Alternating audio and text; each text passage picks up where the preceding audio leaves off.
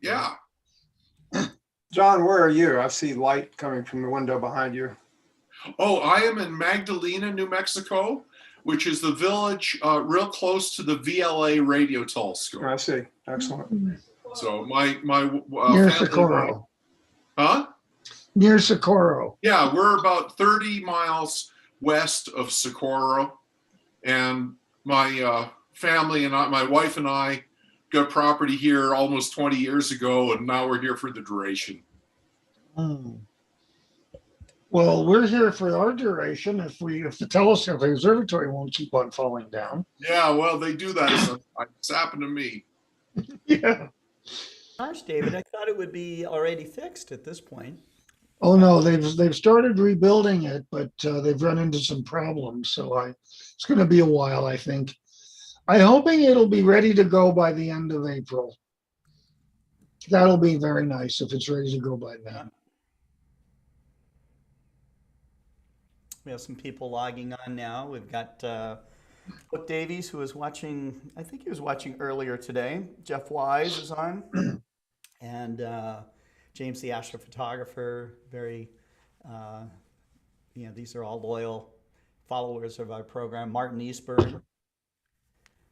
Yeah. Are you looking at what would be, if I'm going to follow the chat, should it be Twitch, YouTube, YouTube, or? YouTube is good because it gets all the entire stream, Okay, that's where I'm going.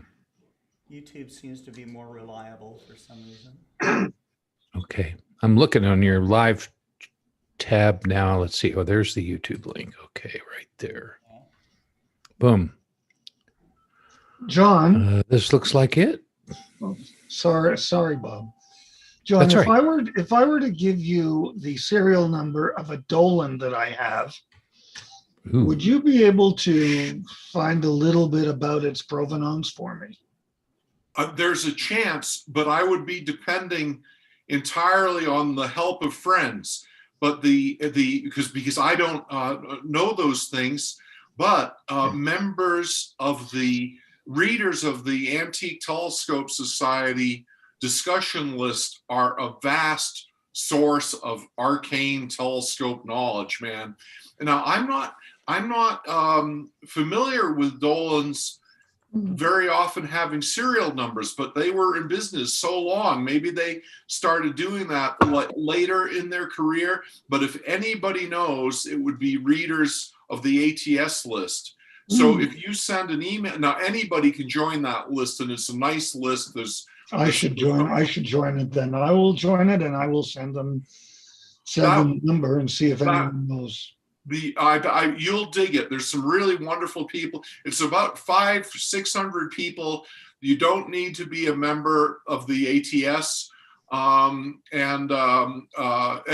don't think the posts are overwhelming, and we do not have things like flame wars or anything like that. It's a real positive and upbeat and sharing group.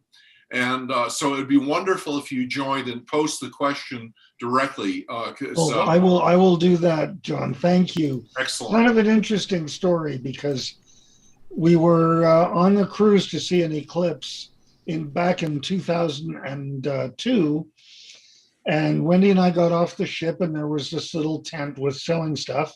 This guy had a few old telescopes, and I picked up one. And I kind of looked at it, and I noticed on the brass tube near the eyepiece, it said Dolan of London, and with a serial number. And I I almost dropped it.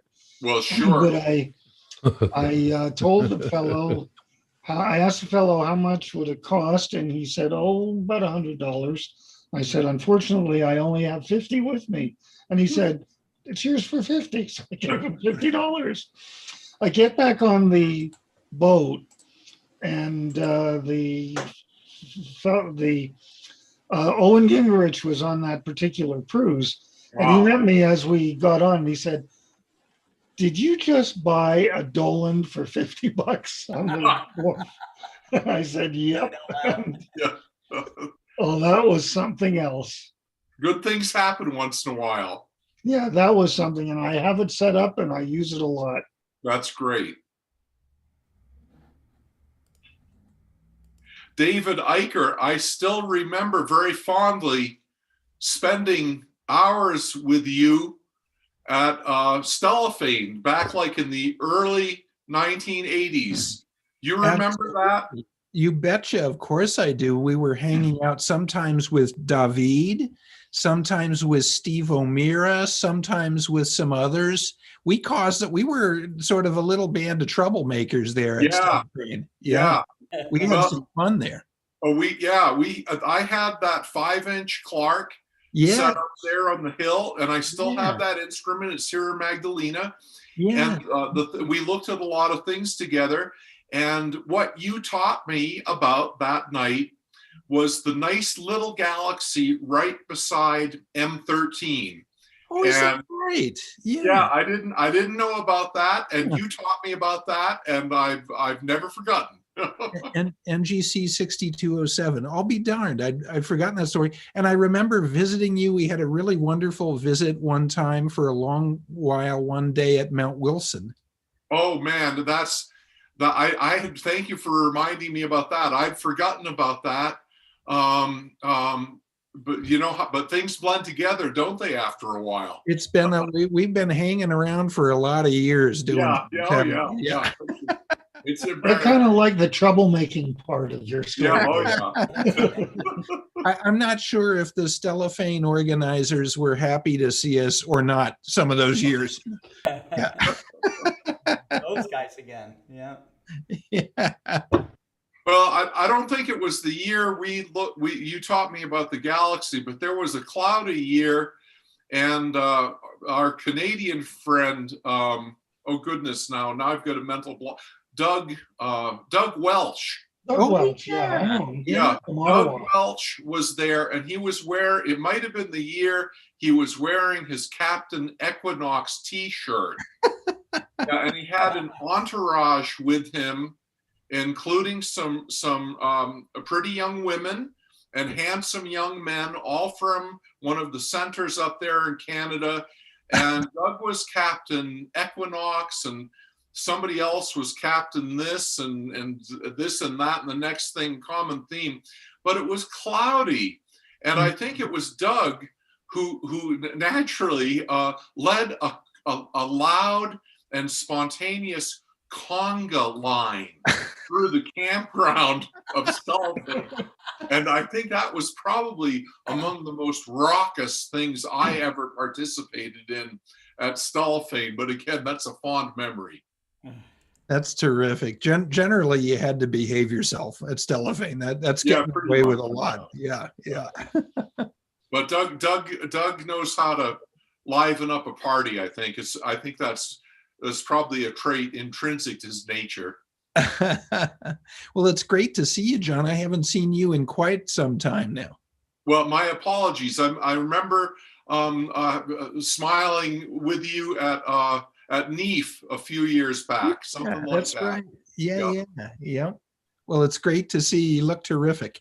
Well, you're not even seeing the half of it. Let's just put it that way. I think we could all fall into that category.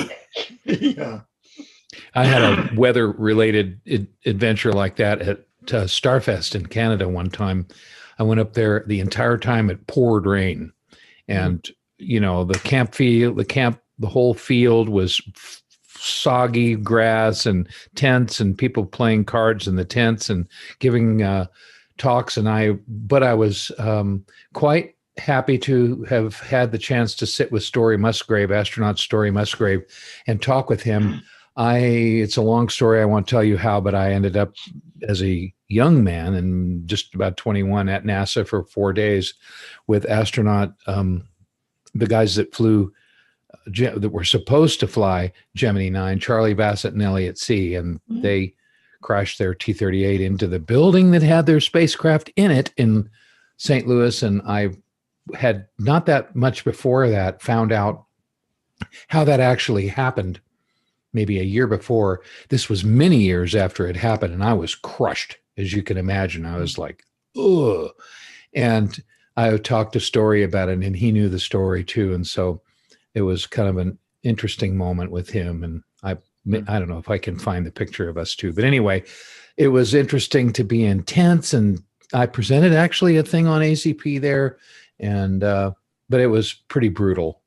Bob, was that the time Pouring rain. you actually did that with me over the internet at You, Starfest? that's correct. That is, sorry for the overloading of my mic. David, that is absolutely correct. We had I had you came in by audio on that. That's Mhm. right. Oh, I had so much fun that night. That was really crazy. Really crazy. What do we have? 4 more minutes. My best time with you, David, was sitting with Carolyn Shoemaker and watching her manually guide your 16-inch Schmidt camera and saying to herself, I so love this. Yeah. I'll never forget that. Yeah. That was, those were very special times. Do you remember that, Wendy?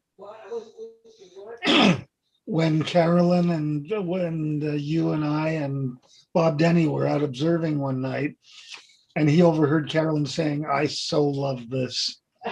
And she's sitting there on the guider. She was looking through the guide scope guiding while, because it's it was a Schmidt camera, so it was film. It was Obadiah, the big one, Yes. the big white one. Mm-hmm. Yeah, Where you put in the the 16 before we added Right. to CCD. Let me shut this damn mail system off. Hold on. That's what just dinged. That's annoying. Email Well, is the we bane have of 2 my minutes existence. and 48 seconds to act like Click. children, and then we have to suddenly get mature. yeah, that's right. Then the adult has to come out. Really? Nah. Not really, but none of our audience wants to see that. But you know. There goes my presentation. Oh, I'm looking forward to your presentation, David. I think I have show and tell tonight, David. It's awesome. Huh. Oh, I think that's going to be fun to watch. Well, that's cool.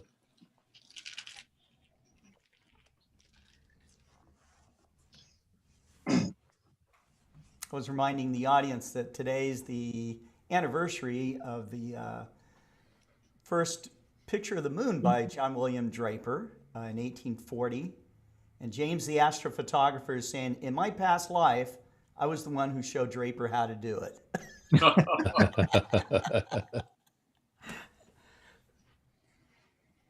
I did not know that Draper's observatory is still, I mean, the building is still there. And I was very curious to know if there were any observatory domes or any astronomical equipment, but someone was telling me that there's some beautiful photographs there. Draper's first image was not so hot, but it was monumental. And but later on, he got really quite good. So When was that? his first image was 1840.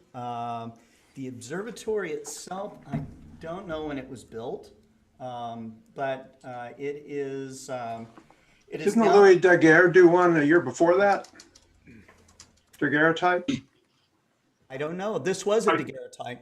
I think that what they differentiate them by claiming that John Draper's was a sharper image than Okay. the earlier ones. But I was trying to review a little bit of the history just before we gathered together here, and because I've actually visited the site at Hastings on Hudson, New York, and the site is now the Hastings Historical Society.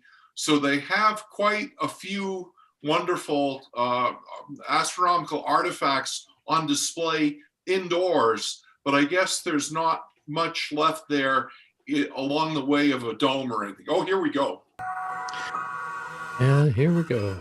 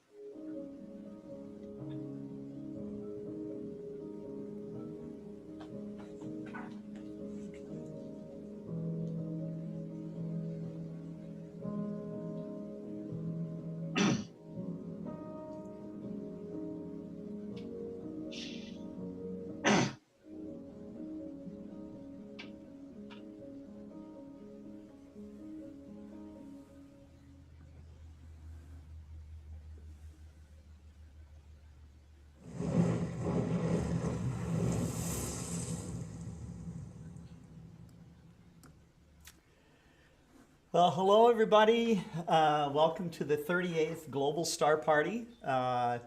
It's my pleasure to bring to you David Levy from the Jarnac Observatory, David Eicher from Astronomy Magazine, Chuck Allen from the Astronomical League, Bob Denny from DC3 Dreams. Is that still true?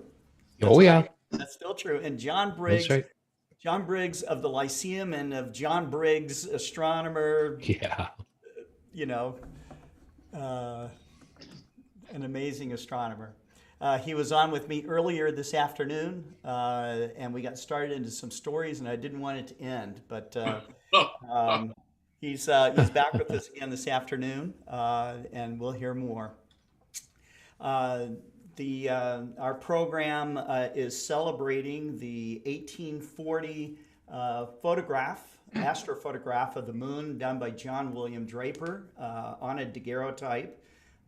It's interesting as our group of guys here have been looking at the history, and I guess like a lot of claims, there's always earlier representation of things. Dave Eicher was talking about, I think it was Dave, that you were saying that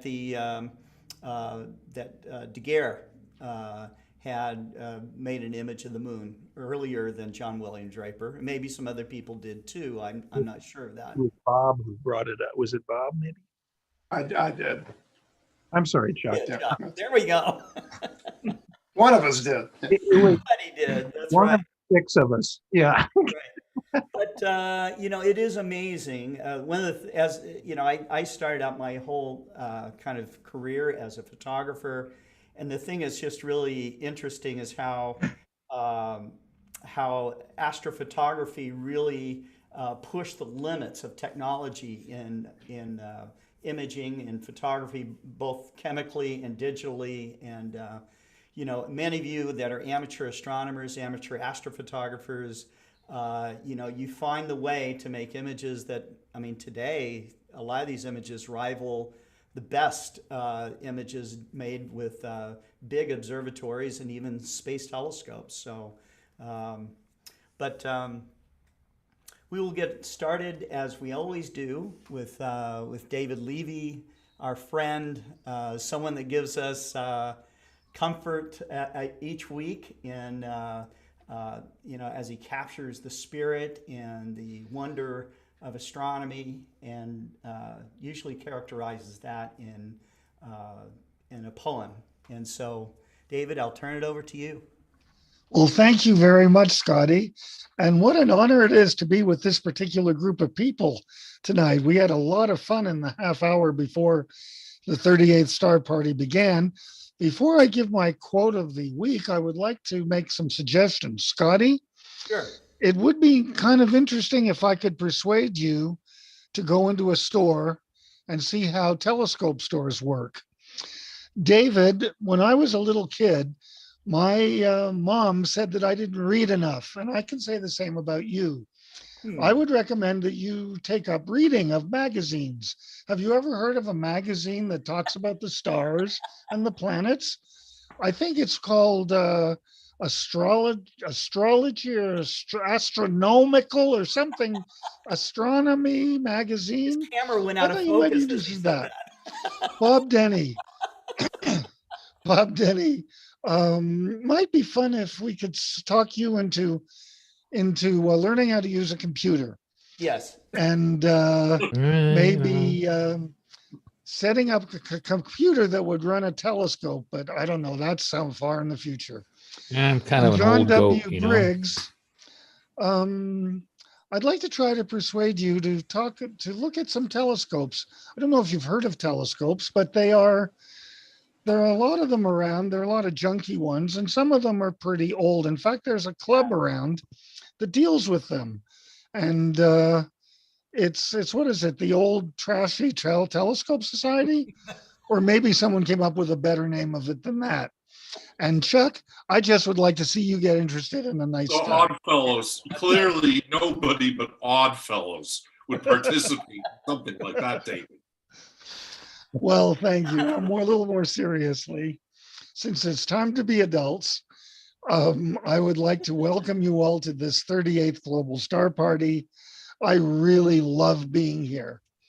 And tonight I'm going to bring you to Shakespeare, my favorite writer. And one of the things that is true that happened in my life is that when I was not too old, my father tried to get me interested in Shakespeare. And he tried so hard that I honestly thought that if I did not inherit Dad's love of Shakespeare, he'd take me out of his will. And so I tried reading a little bit of it. And I remember when I was even younger, having a big argument with my brother. And, with my older brother, he and I now are very close and very good friends. But back in those days, we argued a lot. And I emphasized my argument by picking up the first thing I could see, which was a blue book, and throwing it at him. And at that very moment, Dad walked in. Uh-oh. Uh-oh. And I thought, this isn't going to go very well. He picked up the book very calmly, and he brought it over to me, and he said, David, I don't mind if you argue with your brother. I don't mind if you throw something at your brother, but don't you ever, ever throw a book at anybody again. And so I thought we were having a conversation there. So I said, why not, Dad? He said, and I'll never forget the words he said, because books are friends. When you open a book, it's like the author is inviting you into her or his living room and saying, this is what life was like when I was writing, when I was living, and when I was writing. And I didn't think too much of it then, but that particular book was called Hamlet. And I still have that copy of it here, and I treasure it forever. It really is something. Today, I'm not going to quote from Hamlet. I'm going to quote from Macbeth. There are two quotes that mean quite a bit to me. One of them I found out while I was doing my doctor's thesis on the night sky in the works of Shakespeare. And here's a quotation that doesn't even mention the sky or eclipses, but I know he's talking about the eclipse of 1605 that was almost total in London. And he writes, by the clock 'tis day, and yet dark night strangles the traveling lamp. Is it the night's predominance or the day's shame that darkness does the face of earth and tomb when living light should kiss it? And that's just after King Duncan is murdered, obviously by Macbeth, although nobody knows it then. And the old man is just he talks about eclipses. Later on, there's something that's even less to do about astronomy, unless, as I'm sure David would agree with this, that astronomy deals not just with the infinity of space, but with time as well, and with enormous, enormous quantities of time. And it's like Shakespeare's writing his play, and he's writing this and he's writing that, and then suddenly God comes in and says, excuse me, I'm going to write these lines. These are absolutely divinely inspired. It takes place right after, it's the end of the play. Macbeth is just miserable. He wants to die, and he even says, I have lived long enough. And then someone comes in and says, the queen, my lord, is dead. And that just kills him. And he looks up and he says, she should have died hereafter. There would have been a time for such a word. Tomorrow and tomorrow and tomorrow creeps in its petty pace from day to day to the last syllable of recorded time, and then is heard no more. Out, out, brief candle. Life's but a walking shadow, a poor player that struts and frets his hour across the stage, and then is heard no more. It is a tale told by an idiot, full of sound and fury, signifying nothing.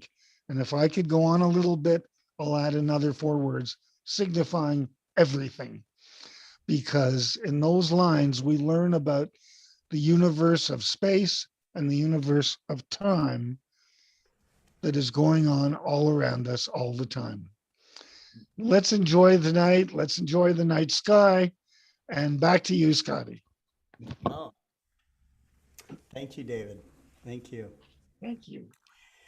Well, what has also become really wonderful is the week after week presentations by Astronomy Magazine's David Eicher.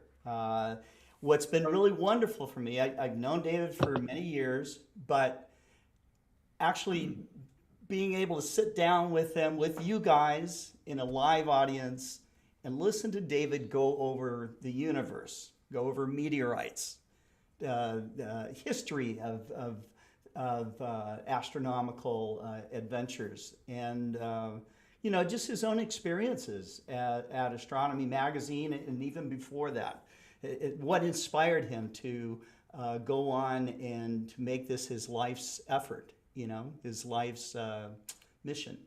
And I for one, I can definitely say that I know David Eicher better, and he's a wonderful guy, and it's magical that he's here with us tonight to share even more as we go on in this adventure of the Global Star Party. So, David, it's all to you. Thank you very much, Scott. You're very, very kind as always. And David, that was a fantastic start as always. Thank you for that. Thank you. Thanks, Dave. Tonight, I'd like to talk a little bit about some planetary science for a change, with a little bit of show and tell. And I'd like to talk about minerals, which are an interest of mine, one of a number that my dad got me into. He grew up he was an organic chemist, and he got interested in mineralogy in the early days when he could go out west and actually explore mines and collect things, and fascinated by samples of things that you could find before defunct companies were worried about people falling down mine shafts, and that day and age was over.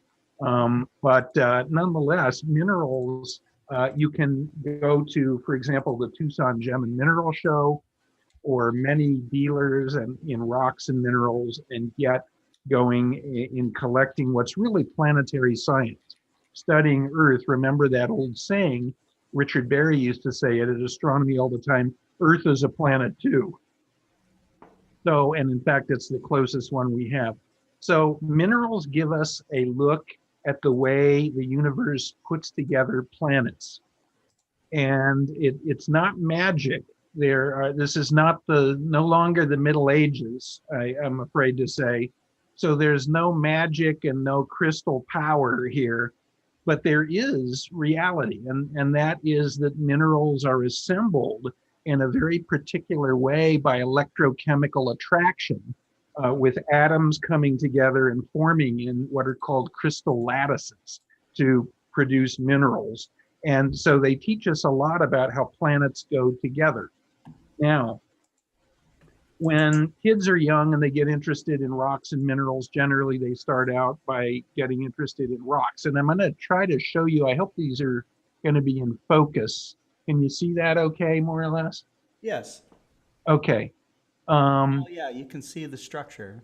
Yeah, that is a rock, and that actually is one of the oldest rocks that we have on the surface of Earth. It's called a castatonalite, and it's from near Yellowknife, the Northwest Territories, Canada, and it's 3.962 billion years old. Wow. So that's old. Now there are some meteorites, of course, that are older than Earth, but that's old, carbonaceous chondrites, various ones, but that's old for an Earth rock. Yeah. But rocks are jumbled up. You imagine putting the very, very carefully constructed by careful attraction of atoms in a specific way, these substances that the universe likes to do, then you just throw them all into a blender and grind them up. And that's what rocks are, basically. So the purists, the chemists, the mineralogists, the planetary scientists, by and large, like to study minerals, which are the pure substances, if you will. So I'd like to just do a little bit of a show and tell and talk about some of the forms of minerals. Now, what's interesting with mineralogy and astronomy, thinking about this is a little bit different than astronomy. Well, for one thing, astronomers need to do something during the day. So collecting rocks and minerals is not a bad thing to do when it's not dark out. And you can observe the sun too. But it's also a way that we can understand other planets, because as we understand other worlds around us, discovering exoplanets, we know that temperatures and pressures and other local conditions change a lot, but chemistry is uniform throughout the universe, and we know that through spectroscopy. So many of these very kinds of minerals could well exist on other worlds throughout the universe. So in a way, kind of studying these things is maybe getting a little bit of a glimpse of other worlds that are throughout our galaxy and beyond. So I'll start with a few and talk a little bit. I hope the brightness is okay on these and the focus. There you go.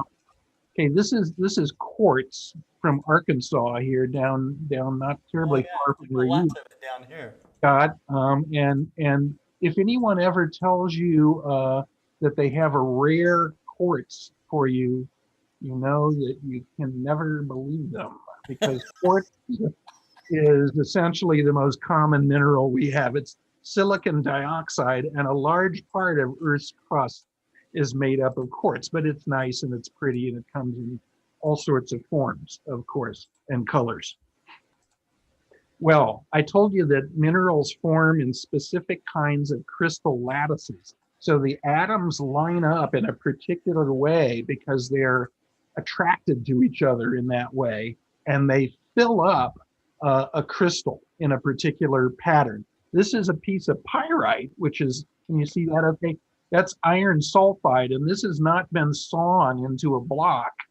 That is formed cubically because pyrite iron sulfide has a cubic crystal lattice.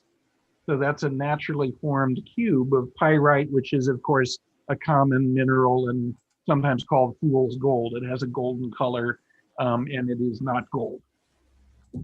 So I'll just talk a little bit about some of the different basic kinds of minerals. There are native elements, of course, that are just elemental, made up of specific elements. Here's native copper. I hope you can see that okay. And this is, you see, it's kind of round a little bit here. And the Keweenaw Peninsula of Michigan is the world headquarters for native copper. That's where a huge amount of it comes from. And this formed around a rock. It's a sort of an unusual formation that is called a copper skull. And you can see why here, I think.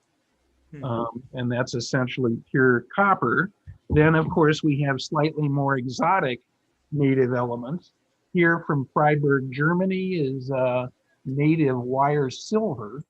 And you can see there are little wire-like tendrils of silver there. That's natural silver that crystallizes as a pure element in rock and was extracted there. Then we get to something that would be very, very common and worthless if we could extract all of it that's dissolved in the oceans, but we can't. So it's valuable and everyone loves it because it's pretty and it doesn't oxidize. Gold, of course. And this is gold, leaf gold from the Round Mountain mine in Nevada. So just to step back for a minute, those are sort of the basic, some of the basic elements. Now, minerals form in many different ways. And as far as we know, in the early solar system, there were 12 mineral species, 12 kinds of minerals when the solar system was forming. Probably the first one was diamonds. Diamonds exist, of course, in meteorites as well. And of course, they're extremely high pressure compressed carbon. So they're very rare to find on Earth, but they exist throughout space. Well, at the time planetesimals were forming in our early solar system, colliding and assembling a lot of matter, there were maybe something on the order of about 250 mineral species that existed. And then an event happened on Earth as our lovely little planet got going about 2.6 billion years ago. Does anyone know what that big event was that changed our world? Big asteroid strike? That's a good guess, and there were many big asteroid strikes throughout history, of course. But this one was the so-called Great Oxidation Event, and that is when microbes that were the early life for a long, long time on Earth produced enough oxygen finally that there was an excess and there was free oxygen in the atmosphere, and that tripled the number of mineral species because oxygen likes to combine and react with things. And so it created an enormous number of oxygen-rich minerals. You're not talking about the Cambrian explosion, are you, David? No, not that's different. Yeah. But this was about 2.6 billion years ago, and it produced a huge variety of minerals. About 4,000 species existed at that time, and of course, scientists have continued to discover more unusual kinds of minerals over time. We now know of about 5,400 kinds of minerals that exist on Earth. And we don't have time to get into it tonight, of course, but David, you raised a very interesting point in that there is, in some ways, throughout the history of Earth, a co-evolution of life and minerals. Life producing the oxygen to make mineral species explode, and minerals, of course, influencing and adapting life as well. So that could be a whole nother night to talk about it. And we'll end with one specimen that will hint at that, but a very good comment, David. So just to step through a few interesting minerals. Fluorite is this is a sort of a sea green cube of fluorite. You can see it has a cubic crystal structure as well. This is from China. And fluorite exists in an enormous range of colors. Beautiful. Oh, yeah. So this and most minerals get their colors, beautiful colors. Lots of them, of course, are cut and fashioned into jewelry, of course, we know, and so on. But minerals usually get their differentiated colors from little tiny impurities. So for every 14,000 atoms of a particular type, there's a contaminant atom, maybe of iron or maybe of another element. And that rare element in this puzzle colors the mineral in a certain way. So that, again, is a very complicated offshoot that we could talk about as well. What colors minerals? It's known for many minerals, maybe even most minerals, but what colors some minerals is still not known precisely. Okay, well, how do you get crystals? Here's a hunk of what mineralogists would call just country rock, just basic, sort of ordinary gang rock. But you can see, I hope you can see sort of raspberry colored crystals in here. Yeah, they look rose-colored. That's the mineral grossular. And these crystals, you can see they're nicely shaped. This is one of the minerals in the so-called garnet family. So these are all garnets that grew in this host country rock. And what enables minerals to form, most of them, now they form in different ways, but for the most part, a short, simple answer is that there are hot hydrothermal fluids that are rich in certain elements or combinations of elements. And those fluids continue to flow and things cool and the pressure changes and they crystallize at a certain point. And as long as the fluids continue to be fed, you get a continued crystallization of the mineral. When the fluid runs out, when the temperature, when the pressure changes in a certain way, that's it, and the mineralization stops. So it's a tricky random pattern of what causes minerals to form, of course, in Earth. Now, there's a mineral that's a beryllium aluminum silicate that's called beryl. And there are various colors and forms of it. But here again is a piece of country rock. And this is a green type of beryl that's an emerald. But you don't often see emeralds that are in the host country rock still, because most people want to run off with these and make jewelry out of them. So here's an emerald that is in its host rock that's from Colombia. It's beautiful. There are minerals of many different types, many different colors. This is barium, titanium, silicate. Now, I'm not talking about the white stuff, which is a natrolite. It's a common, ordinary stuff. But these sort of sky blue crystals here are called bonitoite, after San Benito County, California. It's a popular rare mineral from California. And that's, so again, we have all kinds of crystal structures and colors in various popular minerals with collectors. Now, John, you mentioned that you were near Socorro, did you not, my friend? Yes, yes. Okay, well, this is Smithsonite. Now, this next specimen that is named after the English fellow who was well off, who was an amateur scientist who died and donated his money to start a national museum of all places in the United States of America, became the Smithsonian Institution. But the most famous and sort of beautiful kind of robin's egg blue-green Smithsonite comes from the Kelly mine in Socorro there, near where you are, John.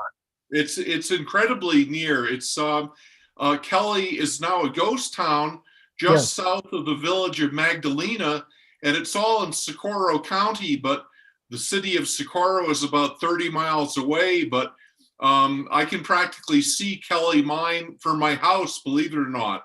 It's cool. Right. And that's one of the most famous of all Smithsonite localities in the entire world, and produces this beautiful sort of seafoam green Smithsonite. This is zinc carbonate, this stuff, named after our endower of the Smithsonian Institution. Another favorite mineral of collectors is lead molybdate, lead and molybdenum. Say that you can't, that's hard for me to say 10 times fast. This is one that comes from the famous Red Cloud mine in Arizona with this sort of deep orange tabular crystals. This is called wolfenite, lead molybdate, and it's again a popular, especially Western US collected mineral. And then there's a very famous Colorado mineral. There was a sort of you can't make this stuff up. When my father was out in the 1930s in Colorado, there was a defunct, abandoned silver mine that was no good at all. And it was called the Home Sweet Home Mine, but people went past it. And then in the 1950s, there was discovered not silver, not gold in it, but these rhombohedral crystals of a reddish mineral called rhodochrosite. And it became the most famous rhodochrosite mine in the whole world. And you can see, I don't know if you can see that these are little rhombohedrons. They dropped the first home, and it's simply called the Sweet Home mine now. And it produced the best specimens of this stuff, which is the color here comes from manganese atoms, the pinkish red. This is manganese carbonate. That's another popular mineral. And then just very quickly to go through a few crystals. We think of minerals and jewelry and so on, and of course many of them are used for that. Another form of beryl is aquamarine. And here's an aquamarine crystal. And what's neat is this is a well-formed crystal from an old collection, and you can see, I hope, that it is hexagonal. So again, that has a hexagonal crystal lattice that forms it in these nice crystals that pure mineral collectors would keep and never breathe on this too much. Jewelers would cut this to pieces, of course. They would also do that with another aluminum silicate, topaz. This is a little blue topaz from Russia. And these silicates, of course, are very hard minerals, the hardness, so they're good for cutting and jewelry. There's a tourmaline here, tourmaline group. This is called elbaite. Wow. The species here, but there's a family called tourmaline of a bunch of minerals, and they're used a lot for jewelry. And you can see that the flow here with this one of the chemical solution changed as this crystal formed. Huh. And you can see I hope that the lower part is reddish pink, yellow a little bit, and the green the top is green. Yeah. And so there was more iron as the last part of this crystal formed, which colored it green, the solution. There's also another popular one in this way in terms of jewelry that's actually a very recent discovery from Central Africa. This is a calcium aluminum silicate hydroxide, and was a sort of a dull, colorless mineral. Most of the places it was discovered called zoisite. But in Tanzania, a family in some graphite mines there found crystals like this one. And as you can see, it's trichroic.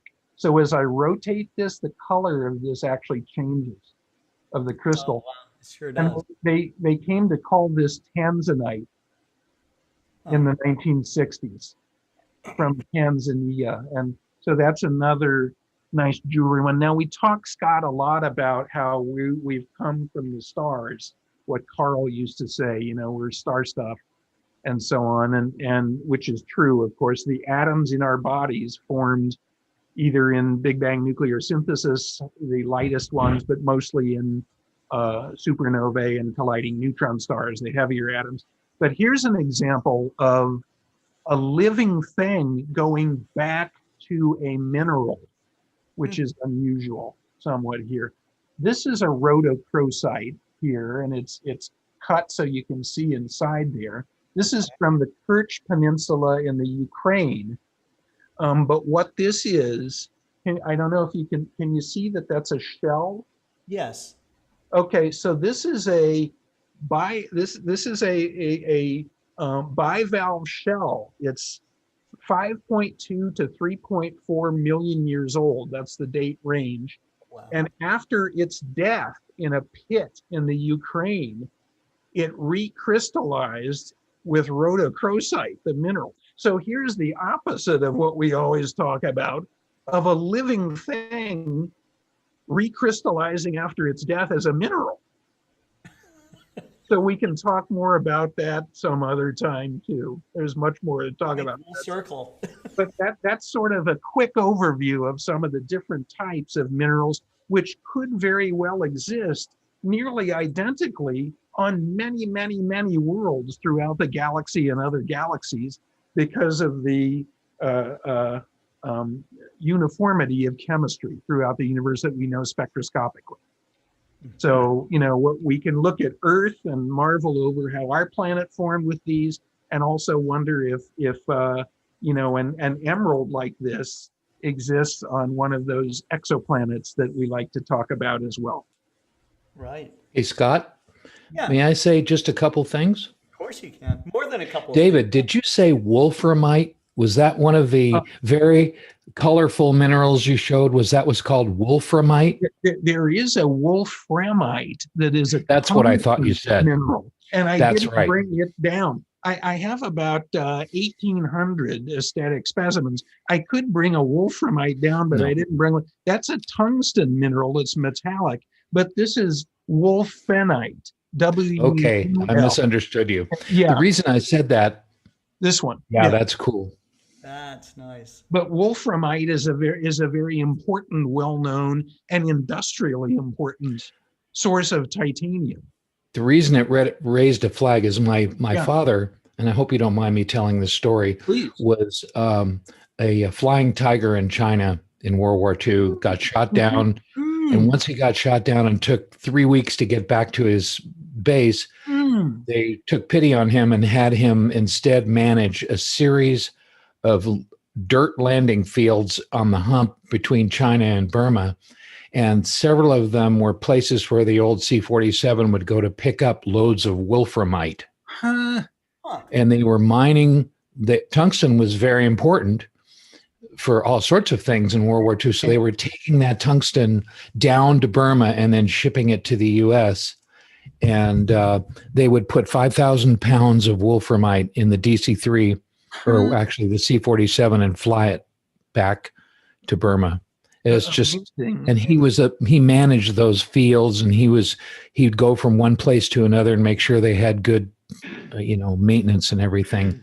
So that was his baby after he got shot down, and then that was that. So that's one of the things he did. That's incredible. And had I known that, I would have brought a wolframite specimen down. But I have one other thing I'm going to give a shout out to a instructor professor at Central Washington University named Nick Zentner. And if I could, as long as we're on, I'm not going to take up much time, Scott. But I think this guy deserves some bandwidth. So I'm going to share my screen, which I will pick this thing right here. Okay, you should be seeing a web browser with his YouTube channel.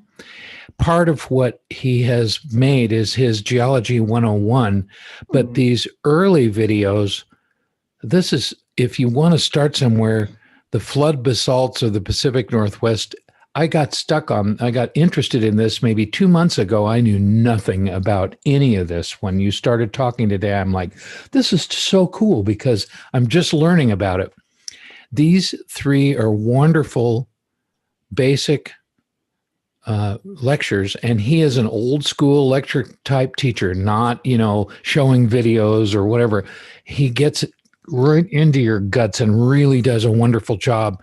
And here's his current, there's one of his, he starts early and he talks and he uses chalkboards but he has, samples like you did. So I'm not going to bore you with any more of it. Let me see how I can get rid of this stop share. Boom.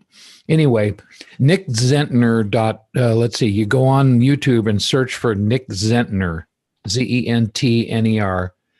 And if you're at all interested in geology, which I wasn't, and I am now due to him, and your presentation was fantastic. I just was like, oh yeah, I've started to learn about this and how minerals form and all of this. It's very basic, but you get it. And he loves volcanoes. So he gets into the different types of, volcanic subsurface and above surface rocks and all of that. And it's just great. So Excellent. if you're interested in taking a detour somewhere besides astronomy, I highly recommend Nick Zentner at Central Washington University. And that's what I will shut up now.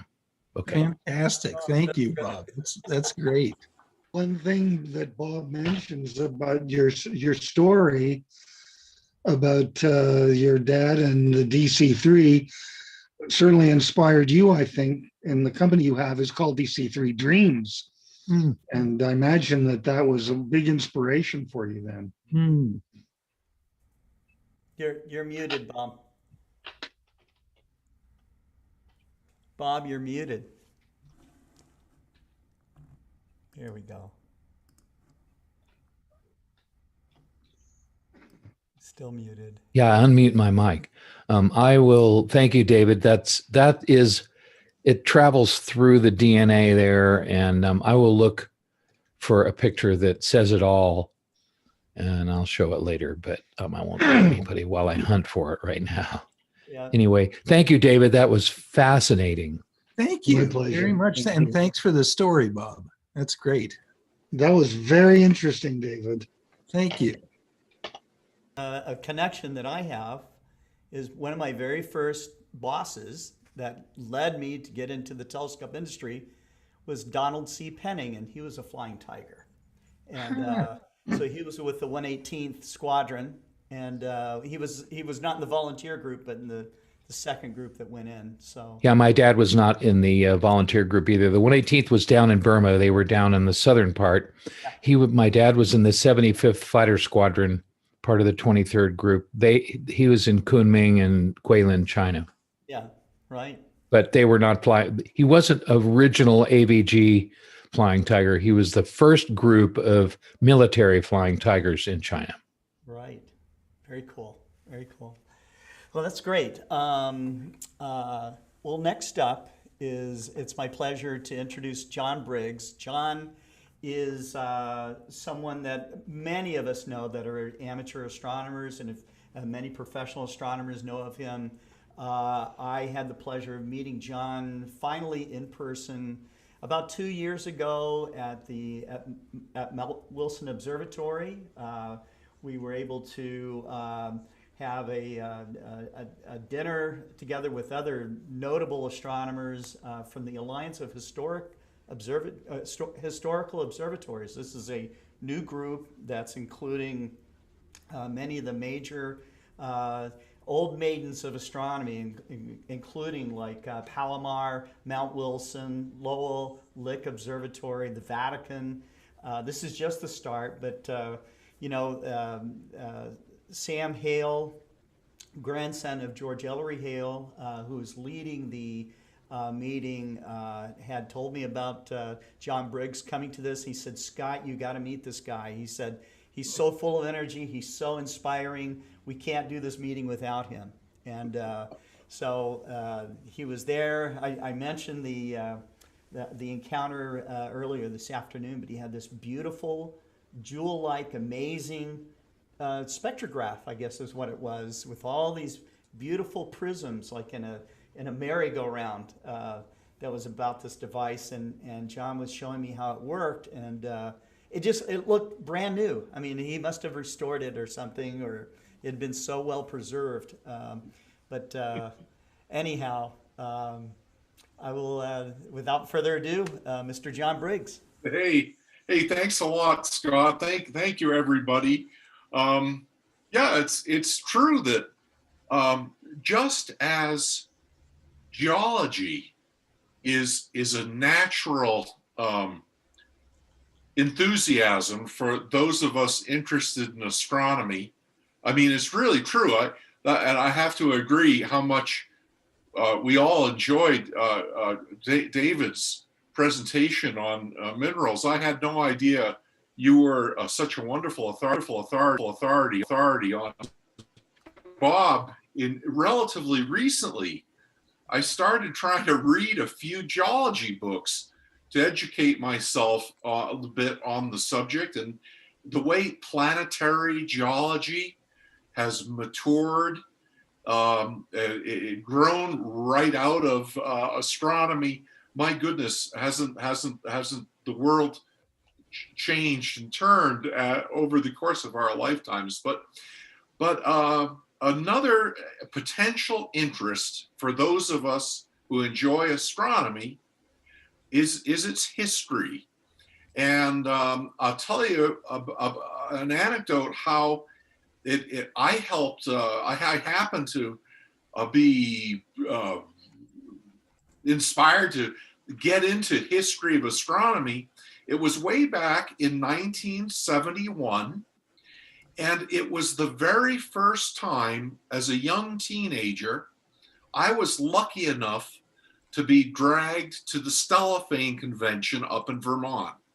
I'm a native of Massachusetts, and Vermont is not so far away, but I grew up in the swamps of coastal Massachusetts. So to see Vermont for the first time, and the rolling hills, and we referred to them as mountains, and they sure seemed like mountains to me there in Vermont, where Stellafane happens up on Breezy Hill. But anyway, in 1971, at Stellafane, everybody seemed to be talking about history. And I got the impression that Stellafane and astronomy and the respect for history just all went naturally together. I didn't realize until some years later, maybe it was even many years later, that 1971 was a very special year at Stellafane. It was the first time that Scotty Houston presented an evening talk that was nicknamed the Shadowgram. And very often, Scotty Houston would spontaneously erupt with his history-related anecdotes. He was powerful at this and an inspiration. The patron saint of Stellafane was Russell Porter. And Scotty was always good to tell stories about Russell Porter. And the deal was in 71, it was some kind of centennial. There was some excuse for talking about Russell Porter and the history that year. And so it was a grand theme that year, and it made a big impression upon me. And I liked it, and it evolved that I've enjoyed history of astronomy. Now, reason I'm dwelling on this, Scott brought up the Alliance of Historic Observatories. The crazy thing is the way the world has turned, many of the older beloved facilities that we've read about over the course of our lives, a lot of them are getting repurposed and shut down. They are like Yerkes Observatory, where I came to work for a while as an instrumentation engineer. It was eventually shut down by University of Chicago as a research facility. Fortunately, a new organization has taken charge, and it's now Yerkes Future Foundation is going to redefine Yerkes Observatory, maybe in a similar way to Mount Wilson Institute, chaired by the grandson of George Ellery Hale, will preserve activity at Mount Wilson. But, the thing is, it's not just the grand American observatories that need the attention and enthusiasm of amateur astronomers. There are opportunities for historical preservation all around us. And it really can be something particularly important at a grassroots level. And so I encourage people to think about this. Another factor in my life, it happened that as a young person, I was lucky enough, like how I got dragged to Stellafane, I was lucky enough to become aware of the Skyscrapers Incorporated, the Astronomy Club of Rhode Island. They maintain Seagrave Memorial Observatory in North Scituate, Rhode Island, another place with a fabulous history. It happens to have an 8-inch Alvin Clark refractor from the 1870s. How beautiful these historic instruments are. Scott was remembering this John Browning spectroscope that I happen to have on display at that Mount Wilson Institute. In fact, I never had to restore that, Scott. It actually just survived. Wow. Exactly as you saw it. It wow. Showed up on eBay. And it's a long story. I tried to bid on it from right here in New Mexico. I lost the bid. This was 12 years ago. Somebody, man, blew me right out of the water trying to get that John Browning solar spectroscope. Fabulous thing. Maybe I'll come back and show it here someday. But it turned out the fellow who got it on Long Island, eventually I met him by dumb luck. Where'd I meet him? Back at Stellafane. We became friends. And I visited his home in Long Island, and my goodness, did he have a lot of amazing things. When he passed away, his widow realized what good friends we had become, and she made it possible for me to acquire that John Browning solar spectroscope. So I've had a lot of fun collecting stuff, but it's an opportunity for anybody interested in astronomy, in the same way we can enjoy geology, to also enjoy history of astronomy. We learn, I think, about fascinating human elements, the blood, sweat, and tears that have gone into all astronomical progress. It's the humanity in astronomy that you learn by appreciating its history, the beauty of the instruments, the artistry of the instrument makers. And I just can't help but be enthusiastic about this. I knew a wonderful senior astronomer who's passed away. You all will have heard his name. He was such a prolific author of history. I'm talking about Don Osterbrock, who got his PhD at University of Chicago at Yerkes Observatory.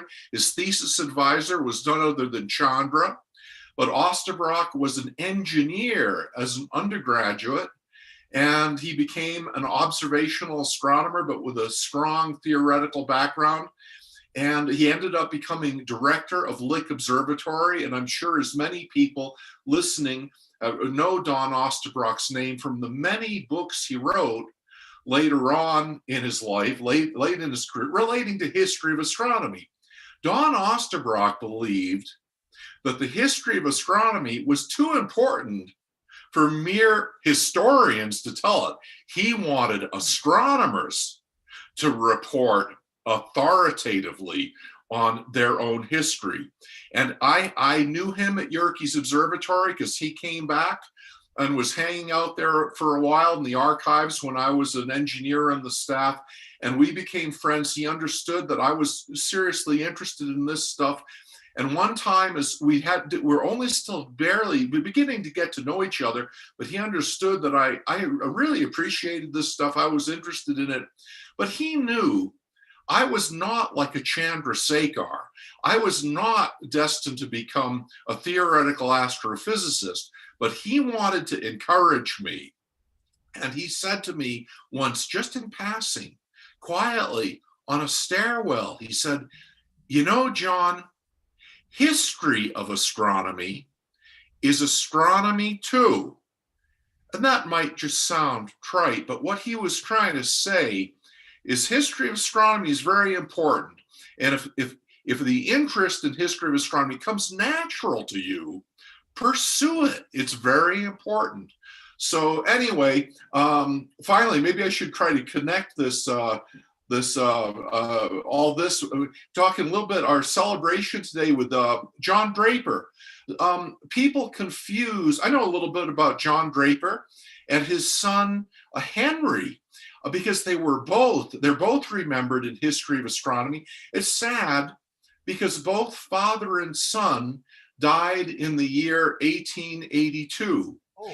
And so what we've mentioned tonight is that John Draper is recognized for having taken an early and important and clear, for the era, image of the moon in 1840. You know, according to what I read, the exposure time for that photograph, daguerreotype, was 20 minutes. He had to guide 20 minutes to record that. What a pain, okay? Wow. That's what I read. Well, that was John's contribution, but his son, Henry, died the same year. But Henry also was a very pioneering astrophotographer, and he was an early stellar spectroscopist. And he was very keen on using photographic techniques to record stellar spectra. He was very pioneering in this. But when he passed away, his widow was determined that this enterprise continue, and she made it possible for Harvard College Observatory to continue the stellar spectroscopy studies. And that's why we have a vast star catalog, at least vast for that era, of star designations that begin with the letters HD. HD this and HD that, and it's usually up to about a 5-digit number, or 5 or 6 digit number. And those were the designations of photographable stars, many of which had their spectral type determined by people at Harvard College Observatory like Annie Cannon. So it's great to know something about John Draper and his son Henry. I remember hearing in some circles a standard question for young astronomers, like maybe physics majors who are whippersnappers, who know a lot about physics, but not necessarily much about astronomy. And one of the trick questions the old-time astronomers would ask maybe the young and all too arrogant whippersnapper What does HD mean when we're talking about an HD this or that star? Very few modern astronomers actually know that HD is referring to Henry Draper. So knowing these kinds of things, we have to teach them to ourselves, I'm afraid.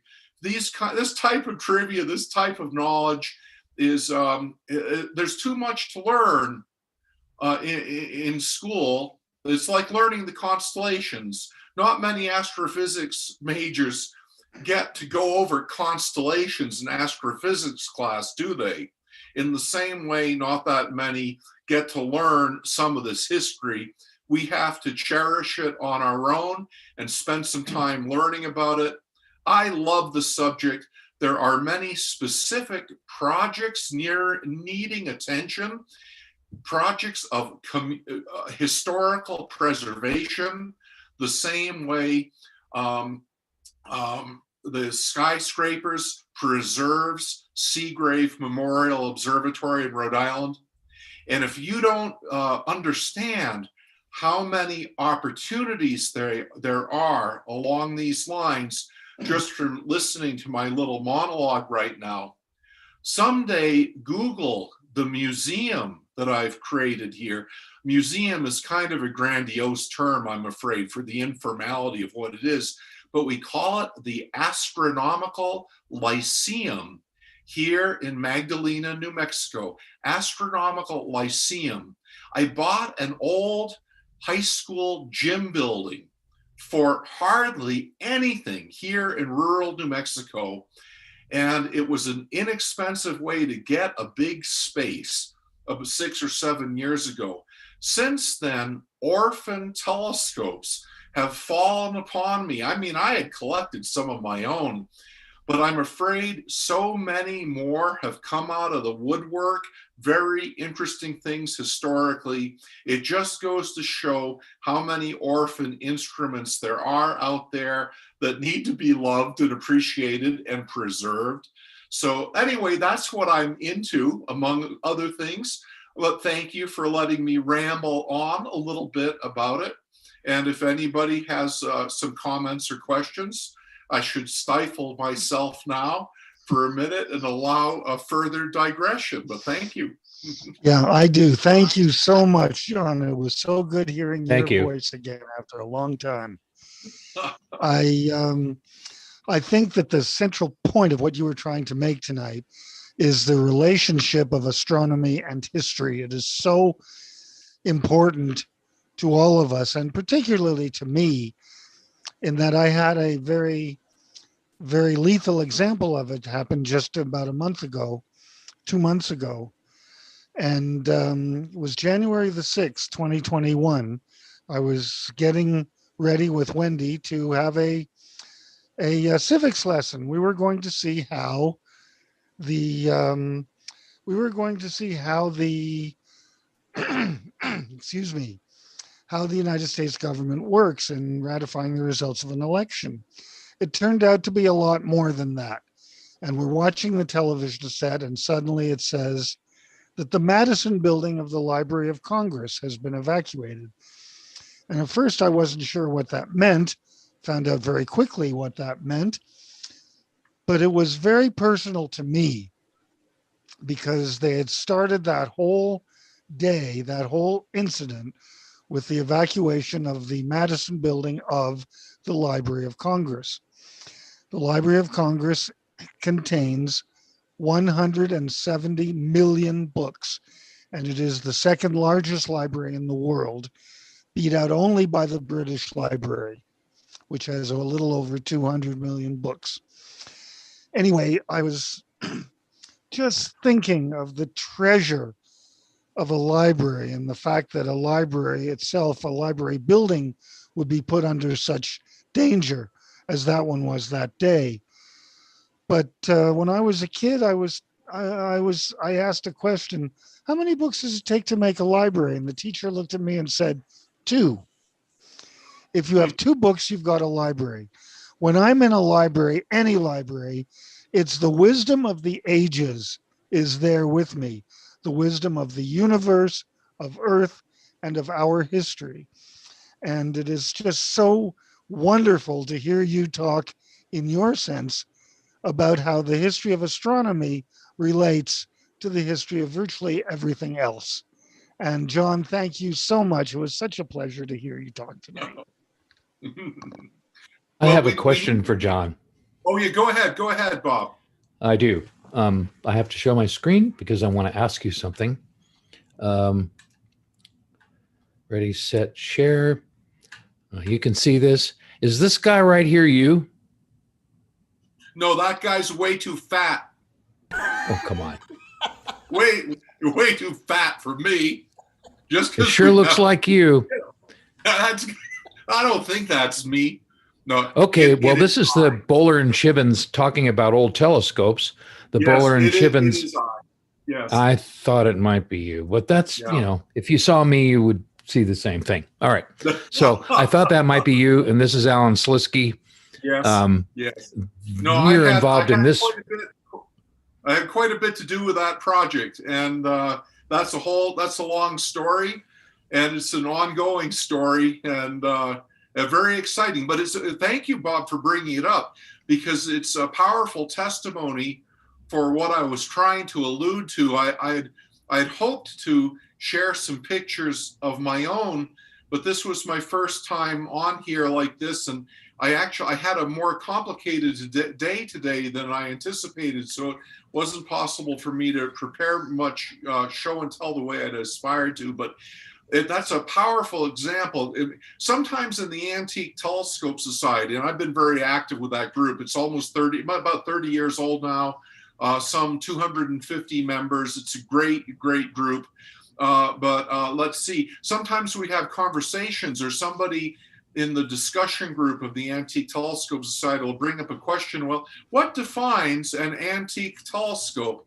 Well, you know, to me, I'm sort of like David Levy and his enthusiasm for books. It doesn't have to be a 100-year-old telescope to be cool, okay? It doesn't have to be an Alvin Clark to be fabulously interesting, though Clark telescopes are nice. In recent years, I've become especially interested and enthusiastic about relatively recently made amateur telescopes. They're one of a kind. We have two Schupmann refractors in the Lyceum collection. Both of them were made by Mike Maddie. And so relatively modern instruments, you might say, but they're all interesting. And that Bowler and Chivens, it's nominal that in the picture you showed, that had been at Princeton University. That was nominally a 36-inch. It actually has a 95 centimeter mirror as built. And it was actually I who recognized this telescope was up for grabs at Princeton University. Can you believe it? That they were on the verge of scrapping it.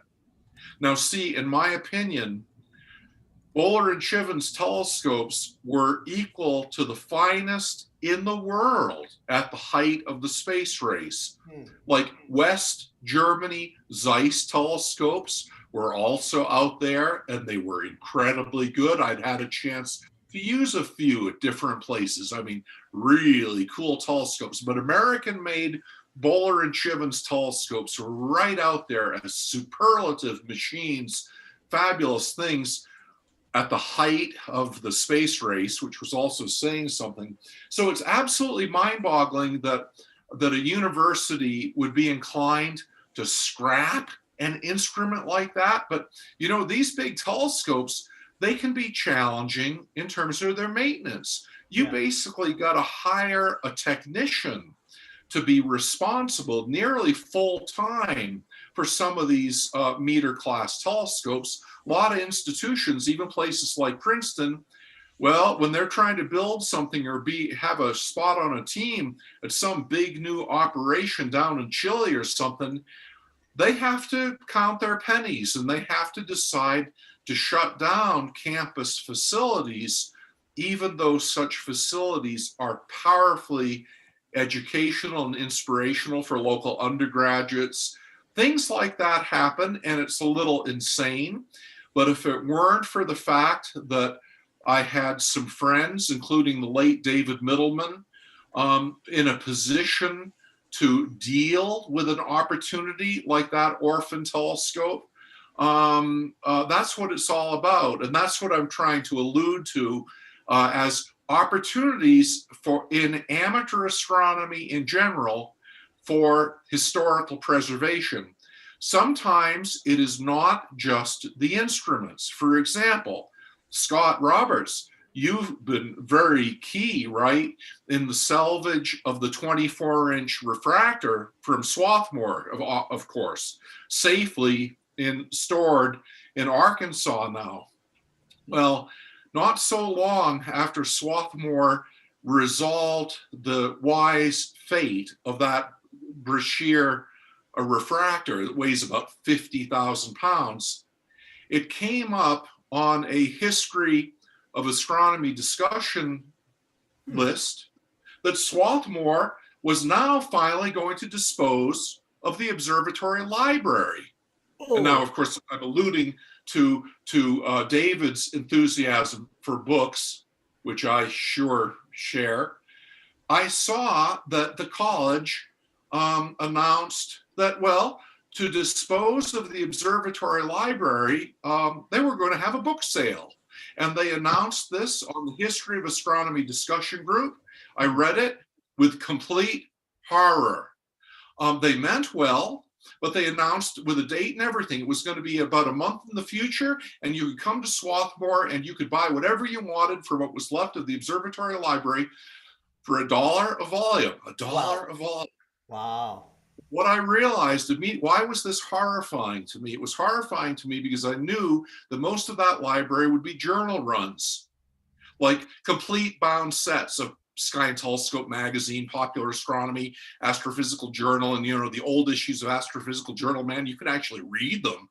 There are a lot of interesting things, but when you're selling things $1 a volume, journal runs get destroyed. Oh. So I wrote to the college quite frantically, and I said, and they'd already announced the sale, but I said, and of course, they don't know me for any more than you guys might have heard of me, but these guys at Swarthmore, they didn't know me. I was just some desert rat in New Mexico. I mean, look at me. But I wrote to them passionately, and I said, please don't do this because you'll destroy your journal runs. If you let me, I'll take the whole thing. And I said, I got the space to take it and put it. And I presented the facts, and I included references in that letter because I knew people that I knew they would know. So, because otherwise they would probably dismiss the inquiry. But lo and behold, they said, well, as a matter of fact, we'll cancel the book sale. And if you will come and take them all, you can have them all. And that's how I got the Swarthmore Squirrel Observatory Library. Wow. And that's why I have quite a collection of duplicate papers and things and Squirrel Observatory publications that I look forward to giving to Scott when the time comes. Because of course, when I got there, I had to load about 240 50-pound boxes myself. It took me several days. I sweat quite a bit, but I can move surprisingly fast even now when the circumstances are right. So in order to afford this move, I had to pack the books in person. I had to travel there, and they had agreed to give them to me, which was fabulous. But I had to pay for the move, but I knew about moving pods. You rent a great big box, they drop it right there. It was nearly 10,000 pounds of books, but that's how I got them. And if you visit Astronomical Lyceum someday, I will show off this library. Yeah. Now, before you go, John, could you also talk, you've referred to the Lyceum. You and I've talked a little bit about the Lyceum, but tell our audience what is the Lyceum? Well, it's a very pompous name, is what it is, but it's supposed to be humorous because when you see it in the full informality of it is revealed unto you. The balloon is deflated, and somehow you look at me and you look at the relative sloth of the collection, the informality of it. In most museums, everything good is behind a piece of glass. At the Astronomical Lyceum, I mean, you could really still touch stuff. It's the headquarters of Magdalena Astronomical Society. It is a 1936 WPA project, Magdalena Village Gymnasium and Theater for the old school. They built a new school some 25 years ago. The buildings have been used only marginally. I was able to acquire this big old high school gym building right on South Main Street with a bronze plaque on it and everything that says built by the WPA. It would, let's just say, here in rural New Mexico, surprising things are still possible. It was so inexpensive for me to acquire this building. I merely needed space. I'm not a wealthy person, but people think I am because, after all, he's got the Lyceum. It was nearly a gift, guys. Everybody, it was nearly a gift, and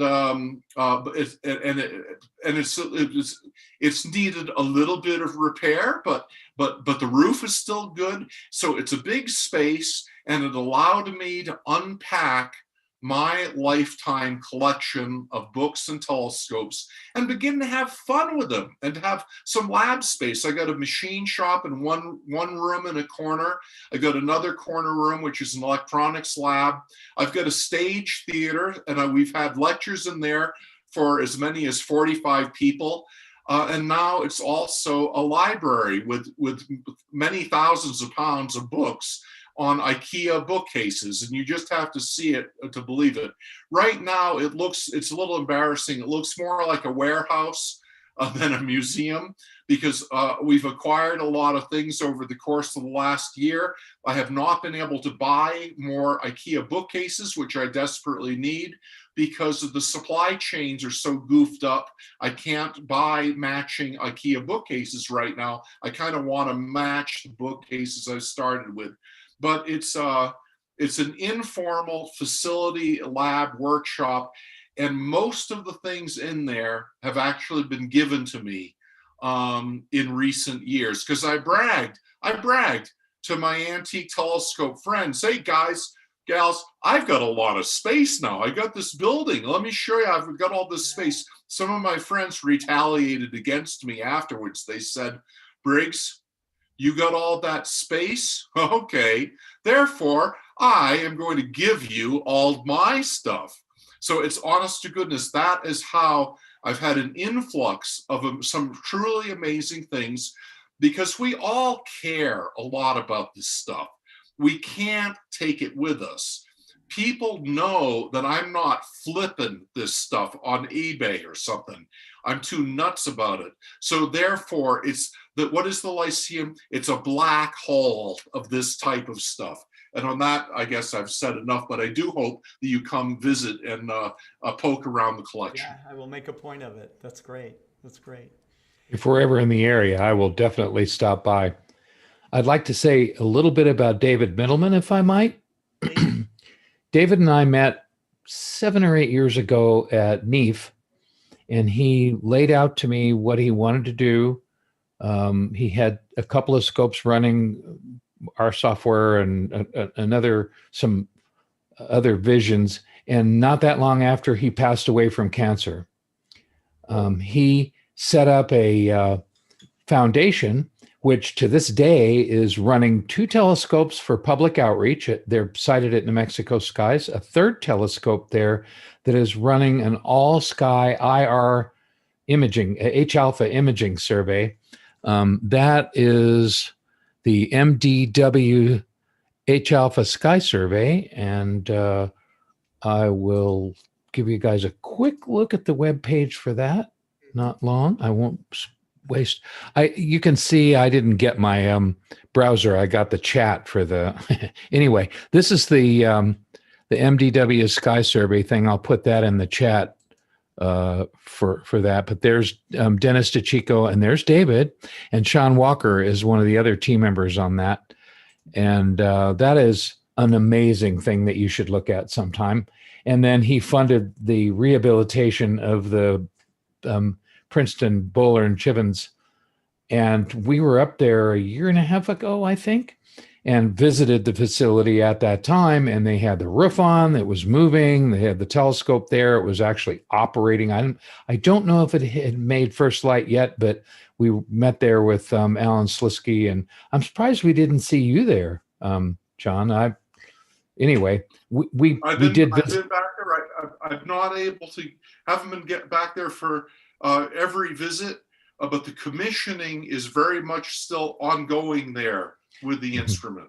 Okay. And well, it looked pretty. Yeah, COVID has slowed everything down. I can imagine. But things.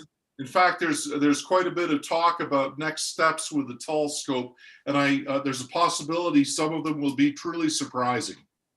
Good. Anyway, I wanted to give a shout out to David Middleman for providing his legacy through his foundation for public outreach to younger people, for the MDW Sky Survey, and for the Princeton Bowler and Chivens. That's a wonderful gift of his to the astronomy community, and I just wanted to give him a shout out. Right on. Well deserved. Well, I think we're going to take a 10-minute break right now. We'll come back with Chuck Allen from the Astronomical League and Cesar Brolo, who has some new images he's made of the moon to share with us. So we have also opened up the waiting room. If you're interested in joining us with the after party, it is now open. So you can log on to the Zoom link that I just put in chat, and we'll see you in about 10.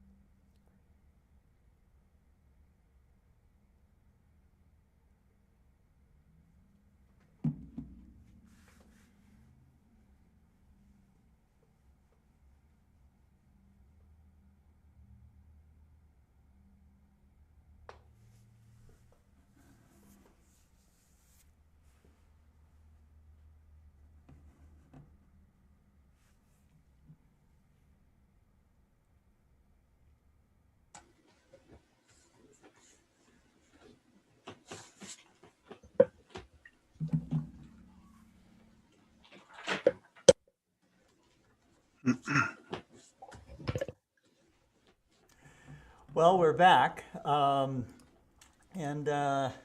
hope you had a nice break to get your sandwich or hot drink or something.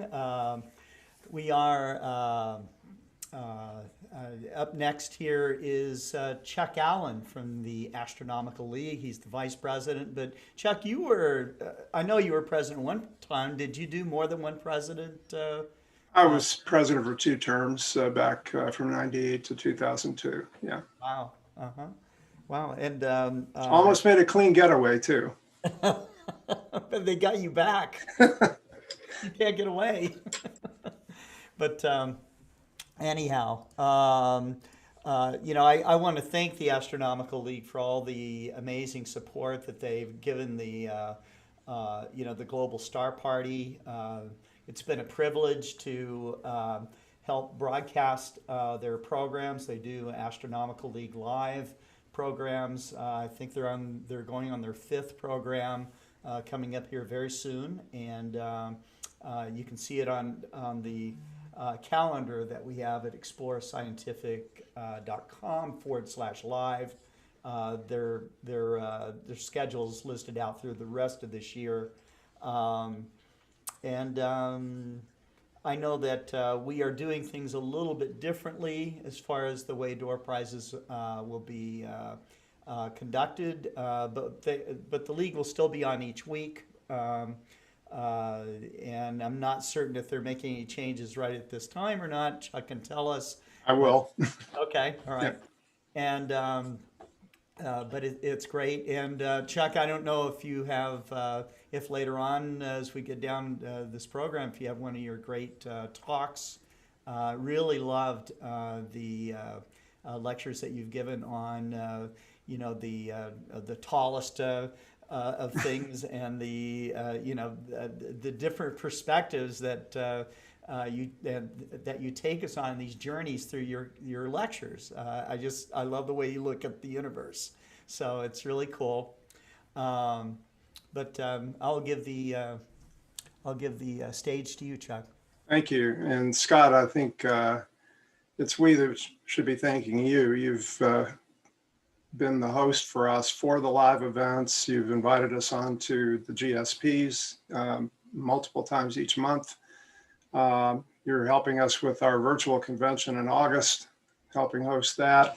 And the league will not be holding a live convention this year for obvious reasons. It's unfortunate. The 2nd time since World War II, we've had to cancel a live meeting for the safety of our members. And so we are going to postpone the Albuquerque convention again, this time to 2022. And Scott will help us host our virtual convention from August 19th to August 21st. It'll be held in afternoon and evening sessions on 3 consecutive days. We're going to have a lot of interesting programs, some great speakers, robust door prizes, and there'll be more information posted on the league website soon about all of that. But Scott, thank you so much for your help with that and with our awards programs, which I'm going to talk about here in just a minute. Before I begin, I'd like, consistent with John's talk, like to show him something that I picked up just to show you what can be found in odd places. I went to a star party one time and somebody had a book sitting there for $10 and I bought it. And it was this Norton Star Atlas. Oh, wow. And the date on this Star Atlas is 1921. Wow. It's 100 years Early old. one. Pardon? Not a nice early one. Yeah, Nice early very, and it's this early. Let me share a screen here if I may. And maybe it's signed by somebody interesting. I wish it were, but Okay. I can't detect that it is. But this is why it's particularly interesting. In about, I think, 1931 or so, the International Astronomical Union, of course, established formal borders for the constellations. And at the time they did it, they were all consistent with lines of right ascension and declination. That, of course, is precessing a little bit now. But nonetheless, the borders are all drawn very particularly like this, like state lines. But before the IAU did this, and this is what's evident in this old Norton Star Atlas, before the IAU did this, the borders were just drawn rather curvy and haphazardly around the stars. So that's loosey-goosey. Yeah, loosey-goosey. Yeah, that's why I really like having this volume. This is taken actually from this book that I have. And so it's kind of interesting. A lot of great history out there. I would like to say something before we begin about the Astronomical League's Youth Awards, because we have a deadline coming up on March 31st, which is very soon. And several of these awards are open to young people who are not League members. And one of them is an award, the National Young Astronomer Award. And we have a first and second place winner from 2019 seen here, receiving their plaques on the cruise at the convention out of Titusville, Florida. And these awards have been sponsored for a very, very long time by Scott Roberts and Explore Scientific. He helped us from very early on with major telescope prizes for our National Young Astronomer Award winner. And League membership is not required if you are a U.S. citizen, or if you're enrolled in a U.S. secondary school or even homeschooled here, and you're between 14 and 19 years of age and not enrolled full-time in college. An occasional course is no problem. I would hope that you would submit your research paper and a photo and an application. Those can be found on the League website. Just look for the word awards in the menu and continue on. And Scott, again, thank you so much for your decades of support for this program. An honor, it is. This is our winner from last year. She built this radio telescope and was the first person in high school. She became the first person to actually determine the source of a 21 centimeter neutral hydrogen source that had not been previously determined. We also have youth service awards. For this, you would need to be a League member, which maybe you are. We have very substantial cash prizes for young people who engage in service. So if you're out there doing outreach and sharing your telescope with others, as this young man is about to, please consider applying for one of our Horkheimer Service Awards. We also have very nice cash prizes for youth imaging awards. And the Horkheimer O'Meara Journalism Award is open to young people 8 to 14 years of age, regardless of League membership, upon the writing of a 500-word essay on science. It does not have to be on astronomy. So if you're close to being in a situation where you could apply for one of these, please let us know. And you can contact me at my email, which is vicepresident@astroleague.com. Before we begin, we always give a solar warning. Those of you who are new to observing or new to telescopes, or who may win optical equipment as door prizes, please understand that you never observe the sun without professionally made solar filters that include energy rejection filters at the front end of the telescope, the top end, securely mounted there. You never use a solar filter or welder's glass that attaches only to the eyepiece, as heat can build up and shatter these. Never leave a telescope or binoculars unattended in daytime, especially if there are children nearby. They will try to use them to observe the sun, and that can have devastating consequences. Never use non-certified eclipse glasses or viewing cards unless they comply with ISO standards that should be printed on the glasses. And there are sites you can go to determine whether, even if they have that certification, they are from a reputable source, because there have been counterfeit glasses that have used the ISO certification falsely. Never use eclipse glasses or viewing cards to observe the sun using binoculars or a telescope. If you use eclipse glasses, you just put them on your face and you look up. You don't look through a telescope or binoculars. If you try that, they will melt and you will have permanent vision damage. And never use off-putting things like sunglasses, exposed film, CDs, polarizing or photographic filters, or other makeshift filters to observe the sun. Get something professionally made. There are knowledgeable solar observers and amateur astronomy societies near you. You should always contact them before attempting to observe the sun for the first time, especially with new equipment. Okay, so we'll move on now. We are going to have a new process for door prizes from now on.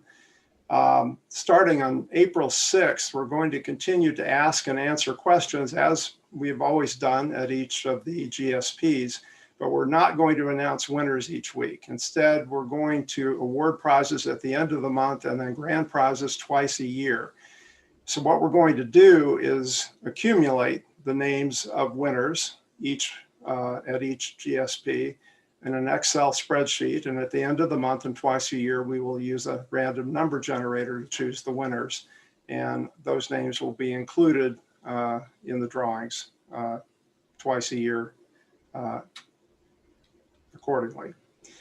And starting tonight, to simplify the process for Terry Mann, a past president and current secretary of the league, we're going to ask that the answers that you give tonight to these door prize questions go to a new email address.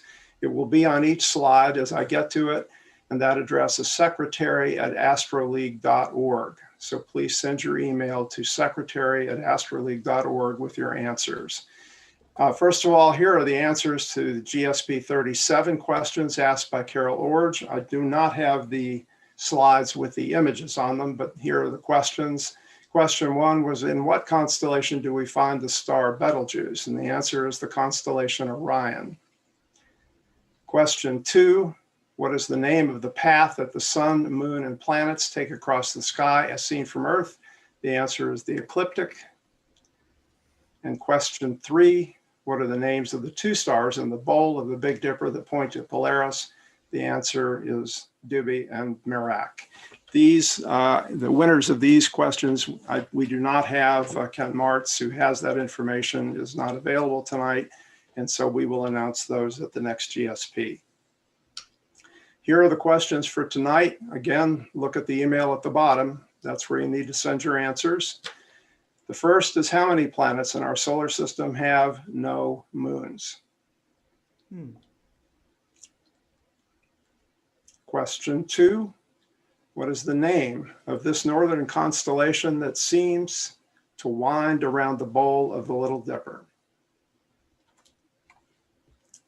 Ursa Minor is seen here. This is the bowl of the Little Dipper. Here's the constellation we're talking about. And finally, question 3. These 2 prominent features seen here and here are visible from southern latitudes on Earth. What are they called? Good luck with your answers, and thank you very much for joining us tonight. Okay. Thank you. Thank you. That's great. Okay. Joining us tonight from Buenos Aires, Argentina, is Cesar Brolo. And Cesar, thank you for coming on. He, in the spirit of photographing the moon, Cesar has made his own photographs and has processed them. We're going to give you the stage. Maybe you can tell us more about what you've Yes, thank you, Scott. Good night. Yes, I took some pictures of the moon. Now, you know that in South Hemisphere we have a very low position the moon in this time of the year, and between the wilderness here is no easy to take pictures of, only when we have the moon here in the top highest point in the sky. This was at 7:80, 9 o'clock in the night, 9 o'clock here, and I took some pictures of the moon to make the experiment of mineral moon or lunar mineral that it's a great experiment to make for everyone, because it's easy to make with a normal camera, you know, a planetary camera, a telescope, a camera only with a teleobjective, and we can saturate the colors of the moon. We see the moon in normally white color or gray color, and the picture looks like gray color, but we can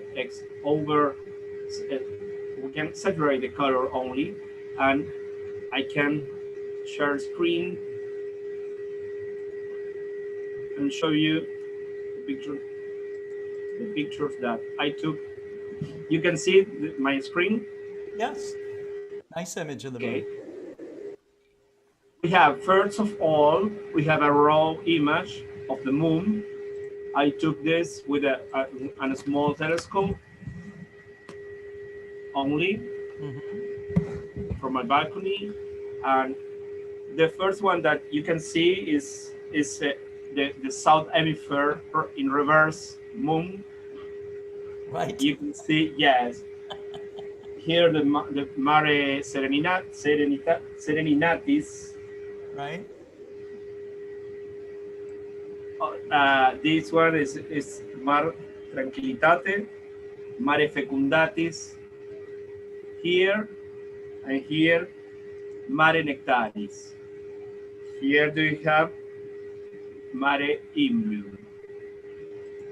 And I saturate the colors very slightly, because this is something that I can show you again. First of all, I show you the picture where do you have two different colors. I think the more significant difference is between this one, where do you have a blue color, and here do you have a more orange color. Oh yeah. Yes, the explanation for this is that where do you have blue tones, do you have great quantity of substance, that a mineral that is called ilmenite, and it's a mix between iron, titanium, and oxygen. And here is totally different. You have a poorly mix of titanium and iron. Oh wow. Of course, that I am only make the image if I prefer that any of the participants in this Zoom talk more about minerals, because, like, for example, like today, like maybe Eicher show us a lot of very interesting things in minerals, but I'm not a specialist in this. Only I show how you can manipulate an image in a real way to make something of science. And this is very interesting for schools education, because it's something that next Saturday we'll make a new third party with only 100 people that came from institutes or universities in Bella Vista Cosmos, our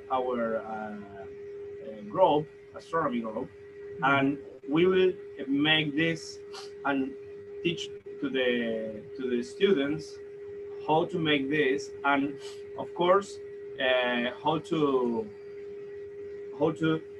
experiment changing the colors of the moon to take these results.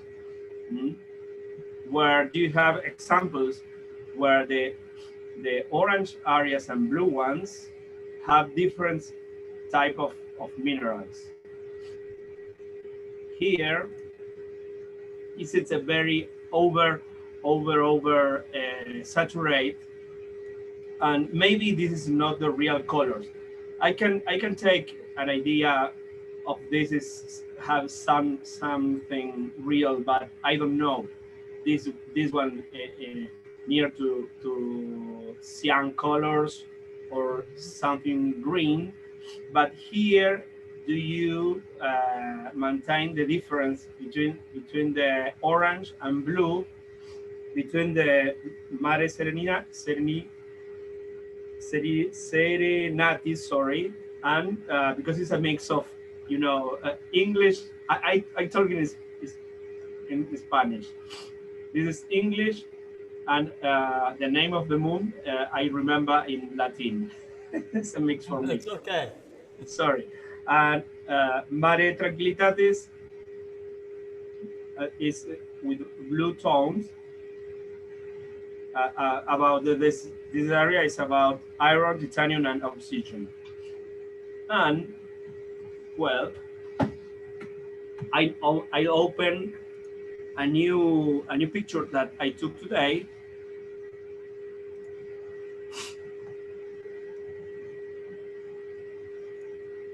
First of all,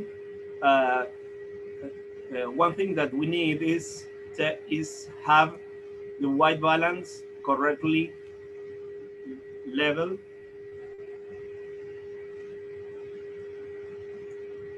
Okay. Well, first of all, here.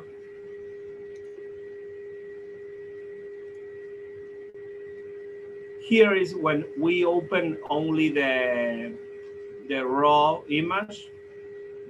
We don't need to touch this because we have the opportunity to saturate the colors, but in a raw image you can oversaturate or see difference really that you can say, okay, this is a different color. Just only we can change only a little the exposure. Many authors, for example, make something like image auto color. It's okay because it's something that for programs like Photoshop make a level between the chroma of the image, and we can make something like took the histogram a little,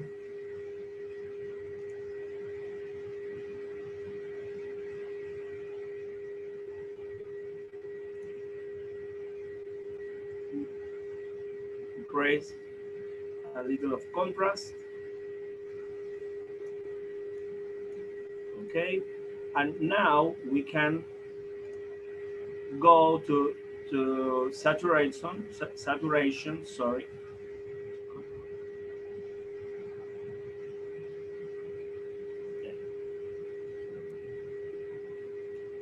Hue saturation.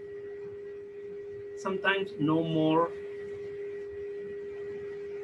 than 35%.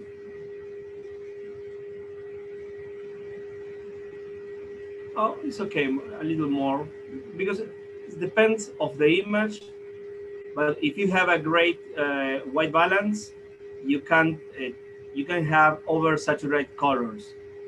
We can make here, okay, and we can see the difference between the two mares. In my telescope, I used the camera over the mirror. It's not okay, and I need to change this because to show, for example, for me, for South Hemisphere, it's here. And you have the colors to understand and know the different areas between the areas where you have iron, titanium, oxygen, and the areas where you have in less quantities like this. Let me see here, where you have a mix of titanium and iron. But of course, that exists a lot more of minerals, and this type of image is something basic that everybody can make in with telescopes, cameras. You know, it's very interesting. It's something to make with the students, and it's a great experiment for everyone. Wonderful and beautiful. I hope that you enjoy the. Yes. I think that it's a perfect fit for Dave Eicher's talk about crystals and minerals. You know, so it'd be so interesting to actually look at real lunar rocks and soil, you know, through a microscope or something. Yes, I yes. hope to do that myself sometime. We have someone new joining us here, Cameron Gillis. Cameron, you were talking earlier this afternoon on the program and chat that you captured some interesting photos with your smartphone.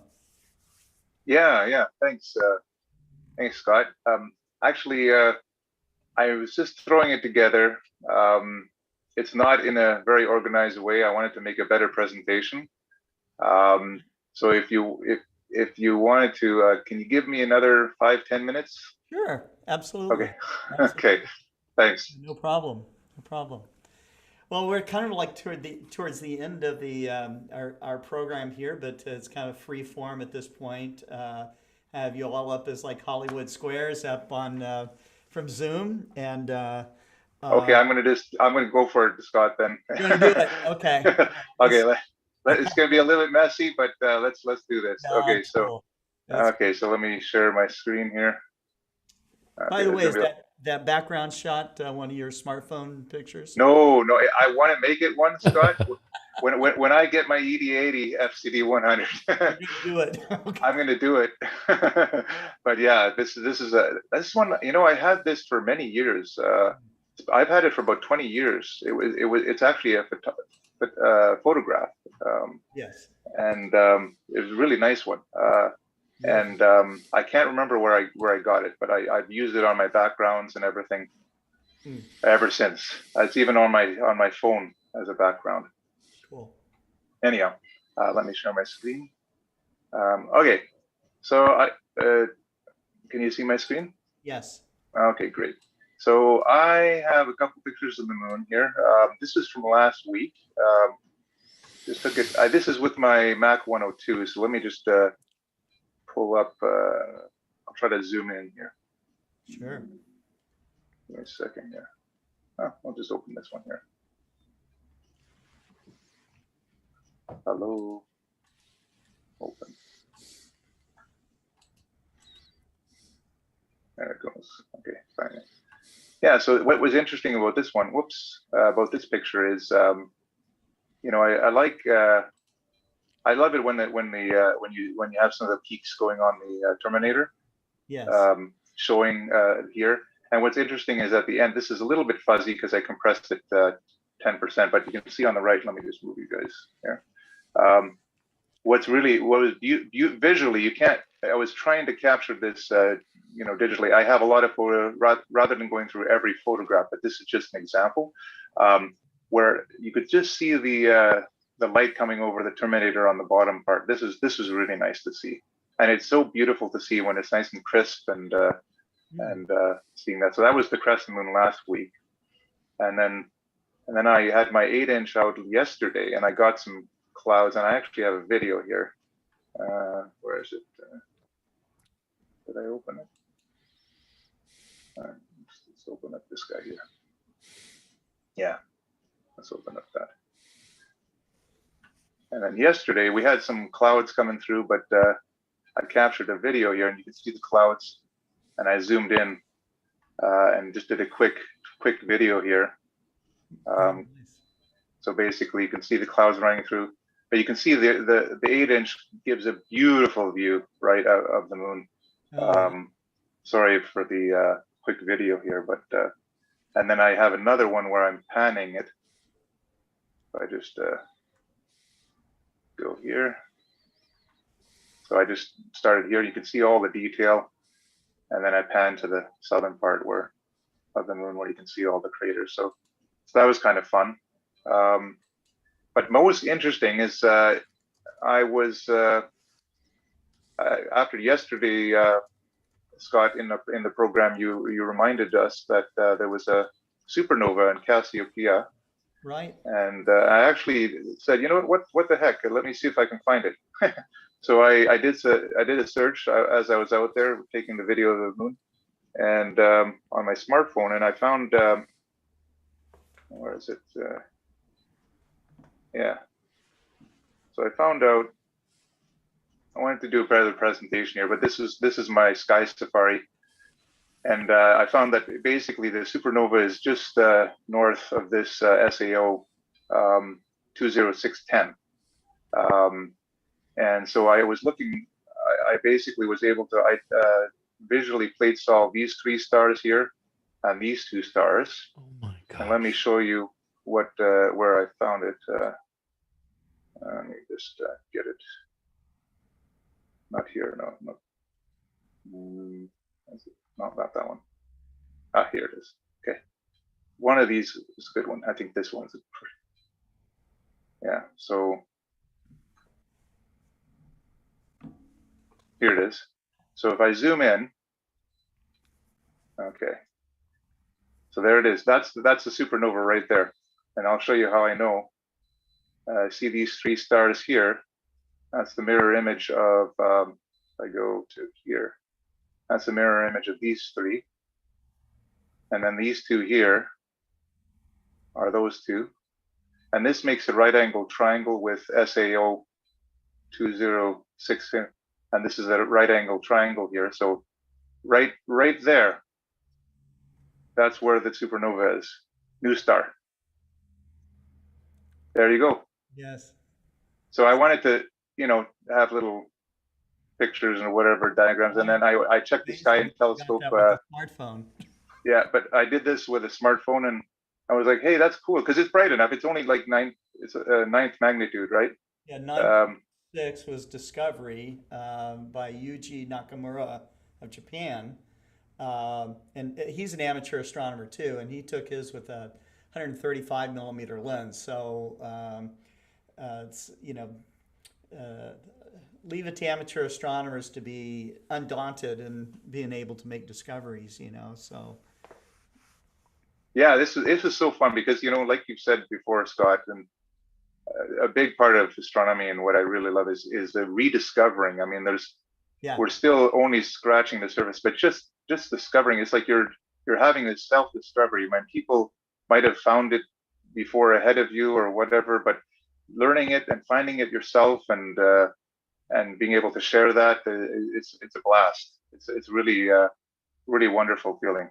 There's so much depth in the meaning of this, of a new star and all that, but just getting, taking that journey to find this object using today's technology, it's really nice to be able to have that in the arms and the fingertips of most people now, right? I mean, yes, everyone can now do that discovery themselves, and it's really really cool. That's true. That's true, and you can just take some of the most basic tools that we use every day to do that.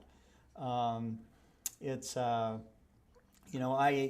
often come back to talk about the not only just general well-being benefits of doing astronomy, but the ability for exploring the night sky with what you have, whether it's naked eye, binoculars, the small telescope in your smartphone, whatever it is. It has an amazing power to bring you to a perspective, to bring things back into perspective, to keep your problems from mushrooming and seemingly taking over your life, because you have to remember that we are on as Carl Sagan put it, we're on the pale blue dot, and traveling through space at unbelievable speeds, and yet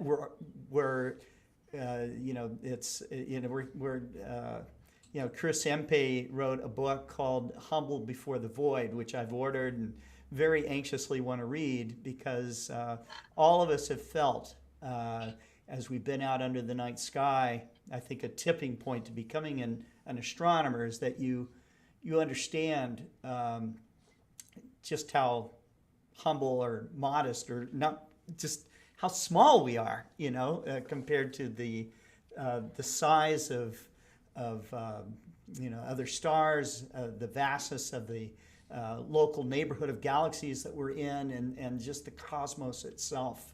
Yet we're intrinsically connected to it all, and we are, without being too tongue-in-cheek, we are, our minds are as vast as the universe we can comprehend. And so and as we learn more about it as amateurs, as professionals, collect the data that might prove or disprove certain theories, we're on a constant quest to learn more about ourselves. And it is, it's this, to me, it's medicine, and to be under the stars is like being in a temple, so it's all very sacred to me, and to see this image of this nova done,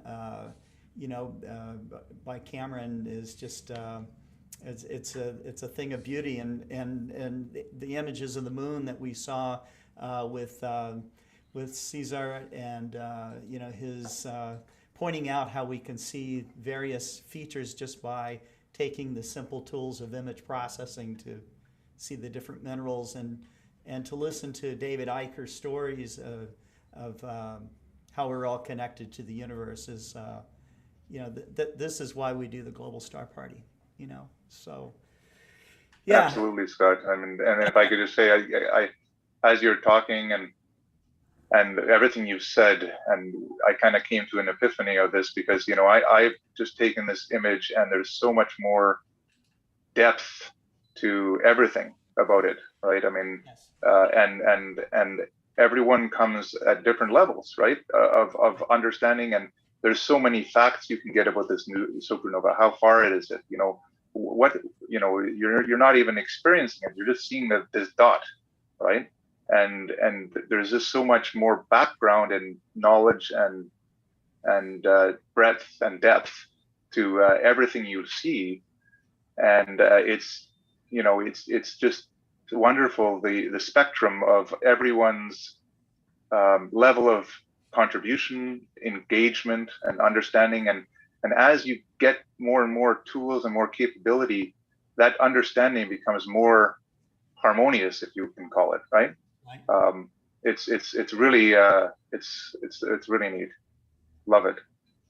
Yeah, the astronomers studying at the National Astronomical Observatory in Japan, studying this nova called V1405 Cassiopeia. They are measuring ejected material moving at 1,600 kilometers a second away from this star, and so that's 3.6 million miles per hour, and they make the point that at that speed you could reach the moon from Earth in 4 minutes flat. So that's warp speed. that's very close to warp speed. That's right. It's amazing. It is amazing. Earlier. Go ahead. Oh yeah, you said something earlier that caught my attention among the many eloquent things, but you spoke of the importance of using what you have. Yeah. I think, and it reminded me of something I once read of George Ellery Hale about him and I was talking about him earlier tonight, and he was the founding director of Yerkes Observatory and also of Mount Wilson, but he had health problems occasionally, and there in the book about him, Explorer of the Universe, as I recall, there was an anecdote about how Hale had to take time away from Mount Wilson and time off to relax, and he found himself down near the ocean, near a beach. And although he had done so many amazing things at Mount Wilson, discovering the magnetic fields associated with sunspots, he was down there near the beach, and all he had at hand was a 4 or 5 inch refractor. But he took his 4 or 5 inch refractor on a tripod and set it up on the beach with a white light filter to look at the sun down there on the beach. And that was always a very moving little anecdote to me, because here was this guy who had just built some of the most important solar telescopes in the world. Right. He needed to get away and relax. But what did he choose to do but take out, a relatively small but cherished telescope and still look at the sun with just a white light filter, Yeah. And astronomy teaches a lot of humility, and it's not how many telescopes you have. I've got a lot of telescopes, sort of ridiculous. It's not whether you have the biggest telescope, but it's seizing the moment with whatever you have. That's right. And maybe all an individual has a circumstance at any point in time is to go out and do sidewalk astronomy, or go to an elementary school and share their enthusiasm for this subject. But that's really what it's all about. Some people are observational cosmologists. They get to use a monstrous apparatus down in Chile or something. Hale had founded Mount Wilson Observatory, but when he was trying to relax, he set up a telescope on the beach. I think he had the right attitude, and we can all learn from that. Oh, absolutely, absolutely. There's few things I think as therapeutic as stargazing and the casual kind of the astronomy that amateurs love to do. We've all been to stargazing events or been out with friends stargazing. We do Global Star Party because I wanted to connect people from around the world to do this, and the only way to do it is online. You can't, unless we all jump on airplanes and fly to some amazing spot, which I'm not against, but few of us could afford to do it every week, and we do that here, which is really cool. I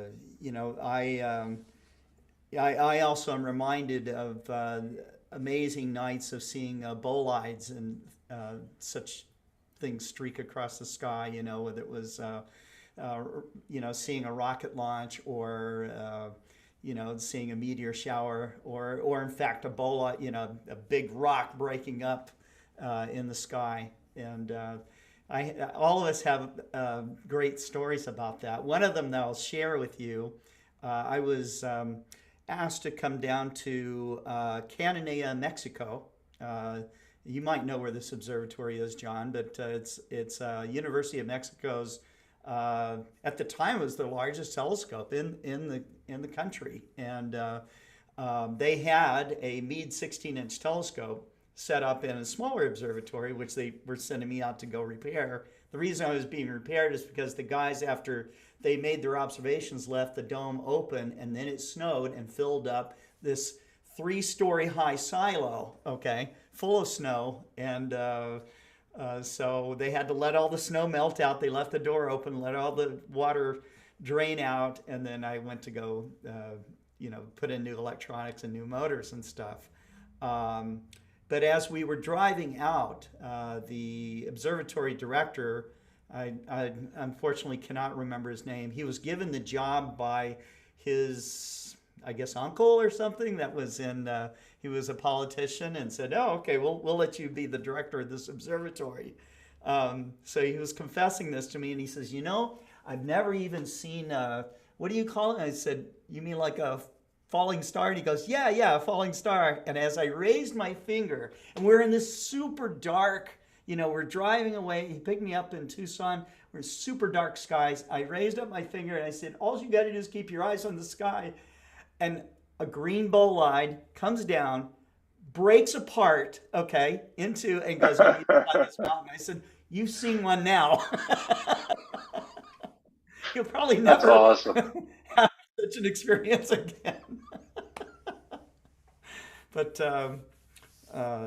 it always pays to keep your eye on the sky, I think. So, but anyhow, Cameron, thank you for sharing that. I know that Chuck Allen has another program he'd like to share with us. We could.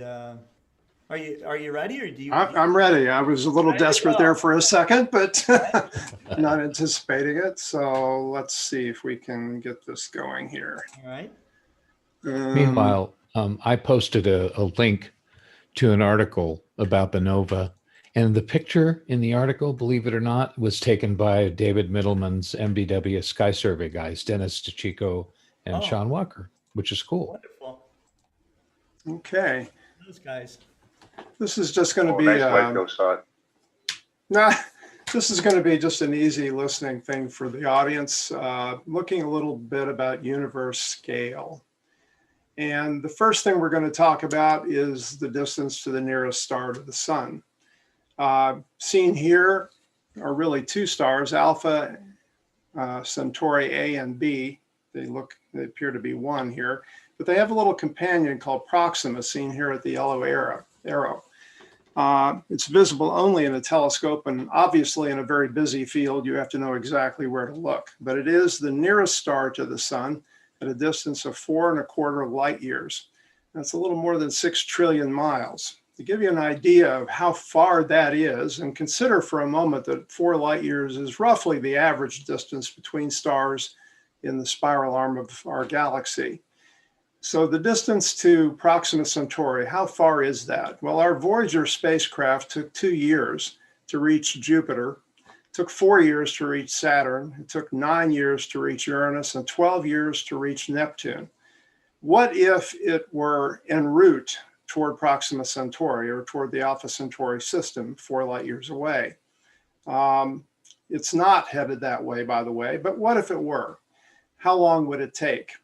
And the answer is 96,500 years. That's how far it is to the nearest star to us. Wow. If we look at our neighborhood, if we look at the roughly a range of 50 light years, we see quite a few stars in our vicinity. These are the bright stars. Many of them are the bright stars we see in the night sky. Seen here, for example, Vega, Alpha Centauri seen here, the sun in the middle of this, Arcturus, and so forth. If we back away 10 times further out to about 500 light years, we see a vastly more crowded field and a lot of gas and dust. And if we back out even further to 5,000 light years, we begin to see a spiral arm structure. And if we back out far enough out to see the entire galaxy, which of course we can't do, we see something like this galaxy.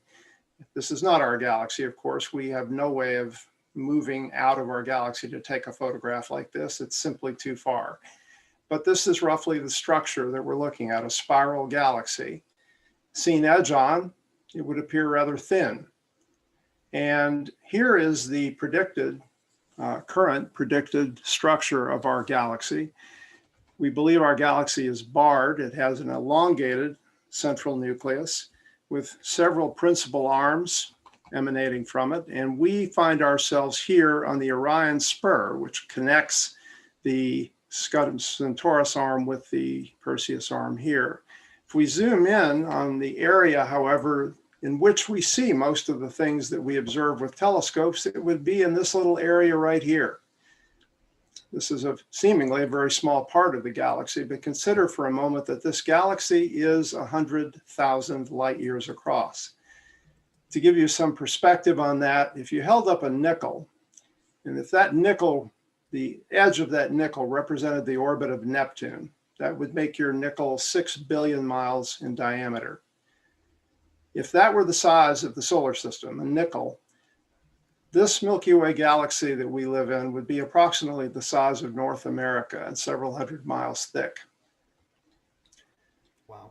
Now, within that little illuminated area, there are all the bright stars that we see, such as the stars that compose the constellation Orion, for example, and most of the stars we see with binoculars or even telescopes. And these stars come in many different sizes. The sun is really larger than about 94% of all stars, because most stars are little red dwarfs. But we are a lot smaller than some of them. And most of the bright stars you see in the night sky are conspicuous because they are extremely bright and luminous and big. Here we have the sun, and this line represents the distance between the sun and the earth. And here you see the sizes of some of the stars in our night sky. Sirius, the brightest star we see other than the sun, Altair, Fomalhaut, Procyon, Castor, Vega, Regulus, Spica, Pollux, Capella, Arcturus, and Onda Rigel in Orion. Here's Betelgeuse in Orion, both of those stars on opposite corners of the constellation Orion. Deneb, pretty large star, which is the reason we see it. It lies really quite far away, over 1,500 light years away. Some of the stars are even larger still, like Stephenson 218, seen here compared to the orbit of Earth around the sun. Wow. That's crazy. Now, within this little range that we hold here, just this little area of our Milky Way and the Orion Spur, we find most of the emission nebulae, the birthplaces of stars. We find reflection nebulas that are not being excited by stars involved in the gas itself, but are merely reflecting starlight. Here you have an example of a dark nebula, which is simply gas that's occluding your view of brightly illuminated gas behind. And you have the Pleiades, an open star cluster that has formed brand spanking new hot blue-white stars, and the nebulosity out of which they formed is still visible. And we also have the planetary nebulae, which come in an incredible variety of sizes, shapes, and colors. These are the results of stars that are no bigger than about 8 times the sun's mass when they reach the end of their lifetimes. And then, of course, we have the stars that are greater than 8 times the sun's mass. They reach a more cataclysmic end quite often in what we call a supernova. Here you see the Crab Nebula, the result of a supernova. And as those supernovae expand and pass out through space, they carry with it the heavy metals that were created in the supernova explosion. Bear in mind that during the cataclysmic moment when the star's core collapses inside the star, extreme fusion takes place and heavy elements are created that are then strewn through space into these gas clouds, which later coalesce to form stars. And because of the heavy metals, they will also form planets. We also have the globular clusters, these enormous collections of stars that orbit the galaxies cores. Some of these are very prominent in the northern skies, this particular one in the southern skies. Here's a distribution of the globular clusters around our galaxy seen from edge on. Now, this is our local group of galaxies. You notice we have 3 principal members, the Milky Way here, with 2 principal irregular galaxies called the Magellanic Clouds nearby. We have the Andromeda Galaxy, which is 2.5 million light years away. And we have a smaller spiral galaxy called M33, located right here, and a whole slew of little dwarf galaxies that populate the area. And this is our local group. It's gravitationally bound, so the expansion of space is not carrying the Milky Way and Andromeda apart. Looking at those little Magellanic clouds, we see this image in the southern skies. That's really quite impressive. If you get a chance to go south, it's quite a view. And this is Andromeda, of course. Another spiral galaxy believed to be even larger than our own, although that's up for some debate lately, I hear. And we're moving toward it.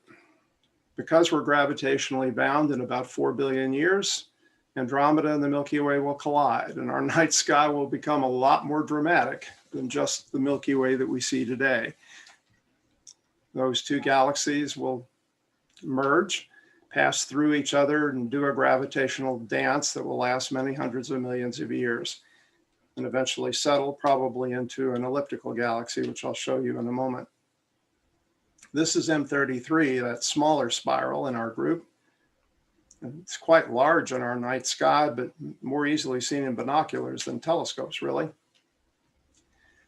And this is basically our local supercluster. I'd like to show you here the location of the Milky Way near the end of this cloud of galaxies. Down here, the Sculptor group of galaxies. Here, Centaurus A, M81, M101, M104, the Sombrero galaxy, the Coma cloud, Coma 1 group rather, and the huge Virgo cluster. And so I'd like to show you some of these. This is a distance of about 50 million light years across this, the end of this cloud that we're near the end of. So when we look in one direction, we don't see many galaxies that are bright in our night sky. But when we look toward the constellation of Virgo and Coma Berenices, we see lots of bright galaxies because we're looking up the chain of this galaxy supercluster that we're in.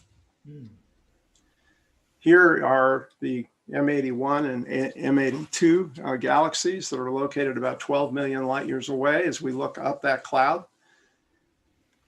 And they're here, roughly. If we look further up the cloud to Centaurus A, that's just right up here. It's about 12 million light years away. This is M101, about 21 million light years up the road. If we look a little further to M104, the Sombrero galaxy, at 29 million light years, beautiful spiral, seen edge on with its dust ring very evident.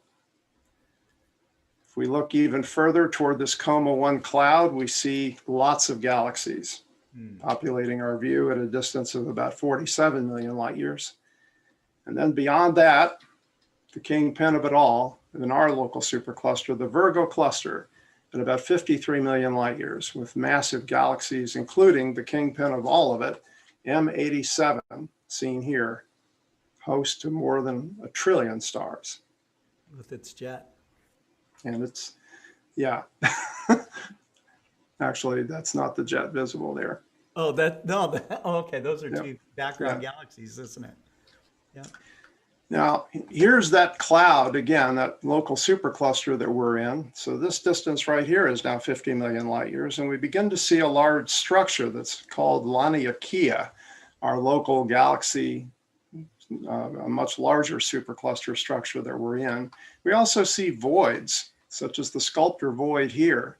And we're sort of projected out into this void, which is why when you look in this direction towards Sculptor, we don't see a lot of galaxies. You can see distant bright galaxies, but they're not as easy to see as the bright ones that are closer in the direction of Virgo, Leo, Coma Berenices, and so forth. We can, for example, look across the void at the Perseus-Pisces supercluster and see many galaxies there, like the famous exploding galaxy NGC 1275, seen here.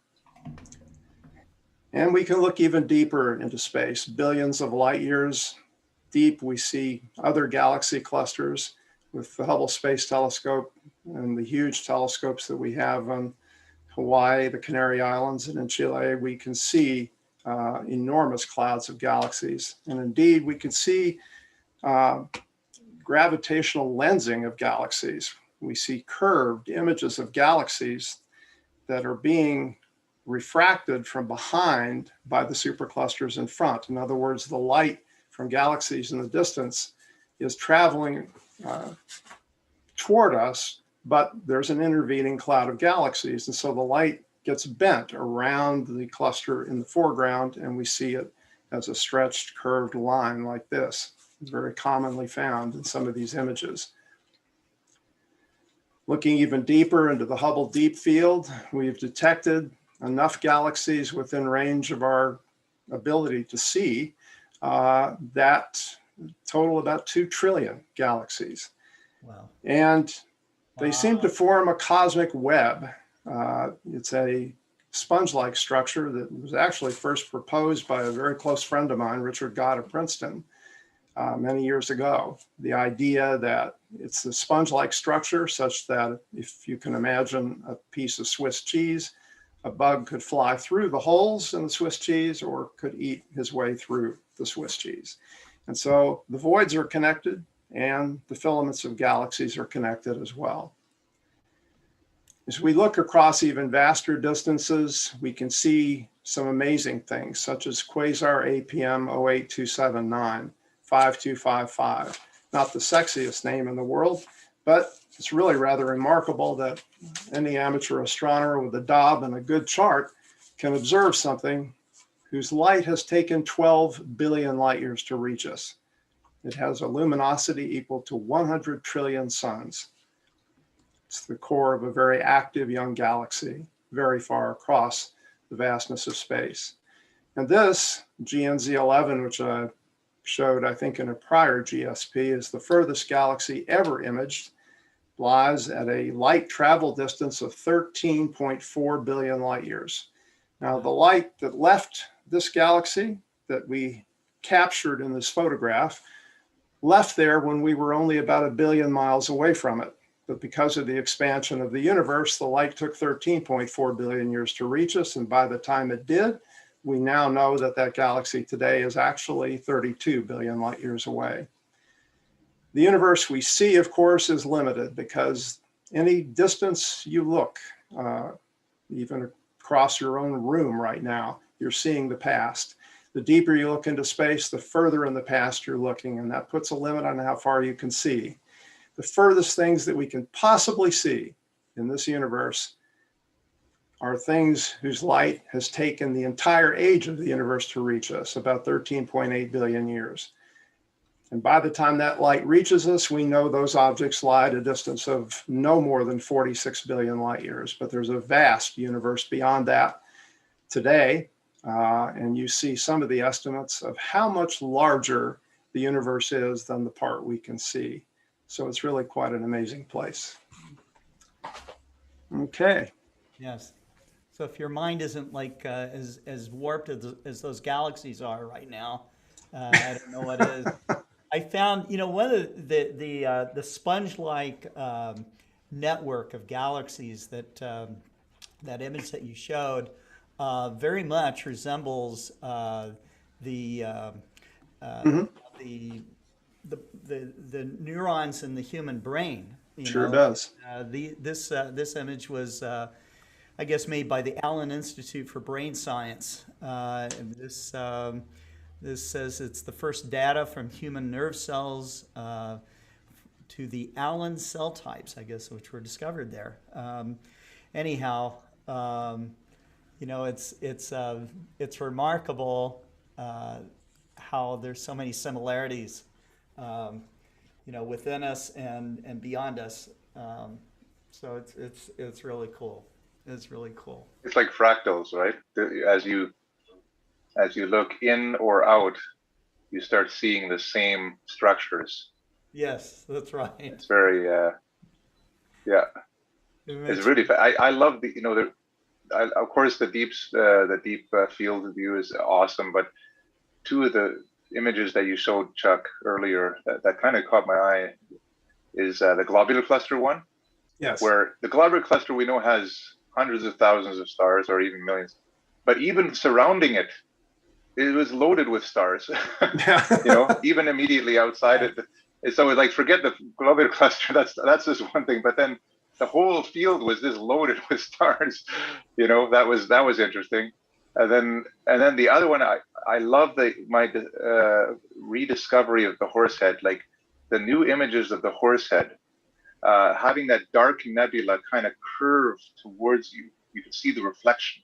Yeah. Because before, the earlier images, you just see that it's like, oh, it's just a dark nebula blocking it, and you just think it's that shape.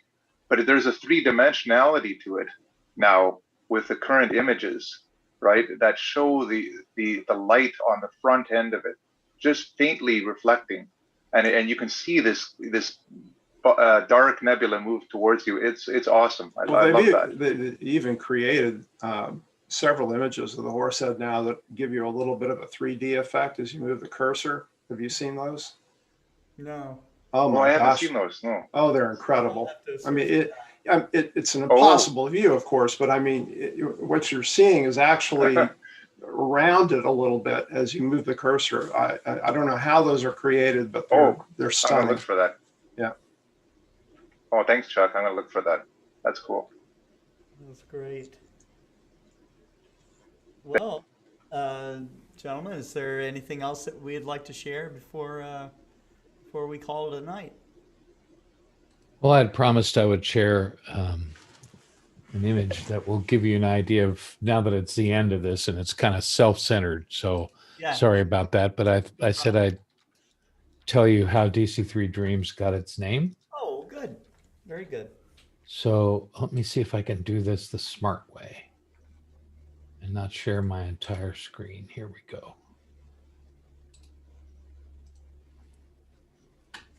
So you can see this picture. Okay. There's a DC3 in the background. Yeah. You probably can recognize that. That's me in the crib. That's my mom. Wow. And that's a little walker, a baby walker with some stuff piled on it. Sure. If you look carefully at the crib, you'll see a line here. Do you see my cursor? Can you see that? Yeah. Yes. Okay. That's an ordinary. That's the latch to keep you locked in, right?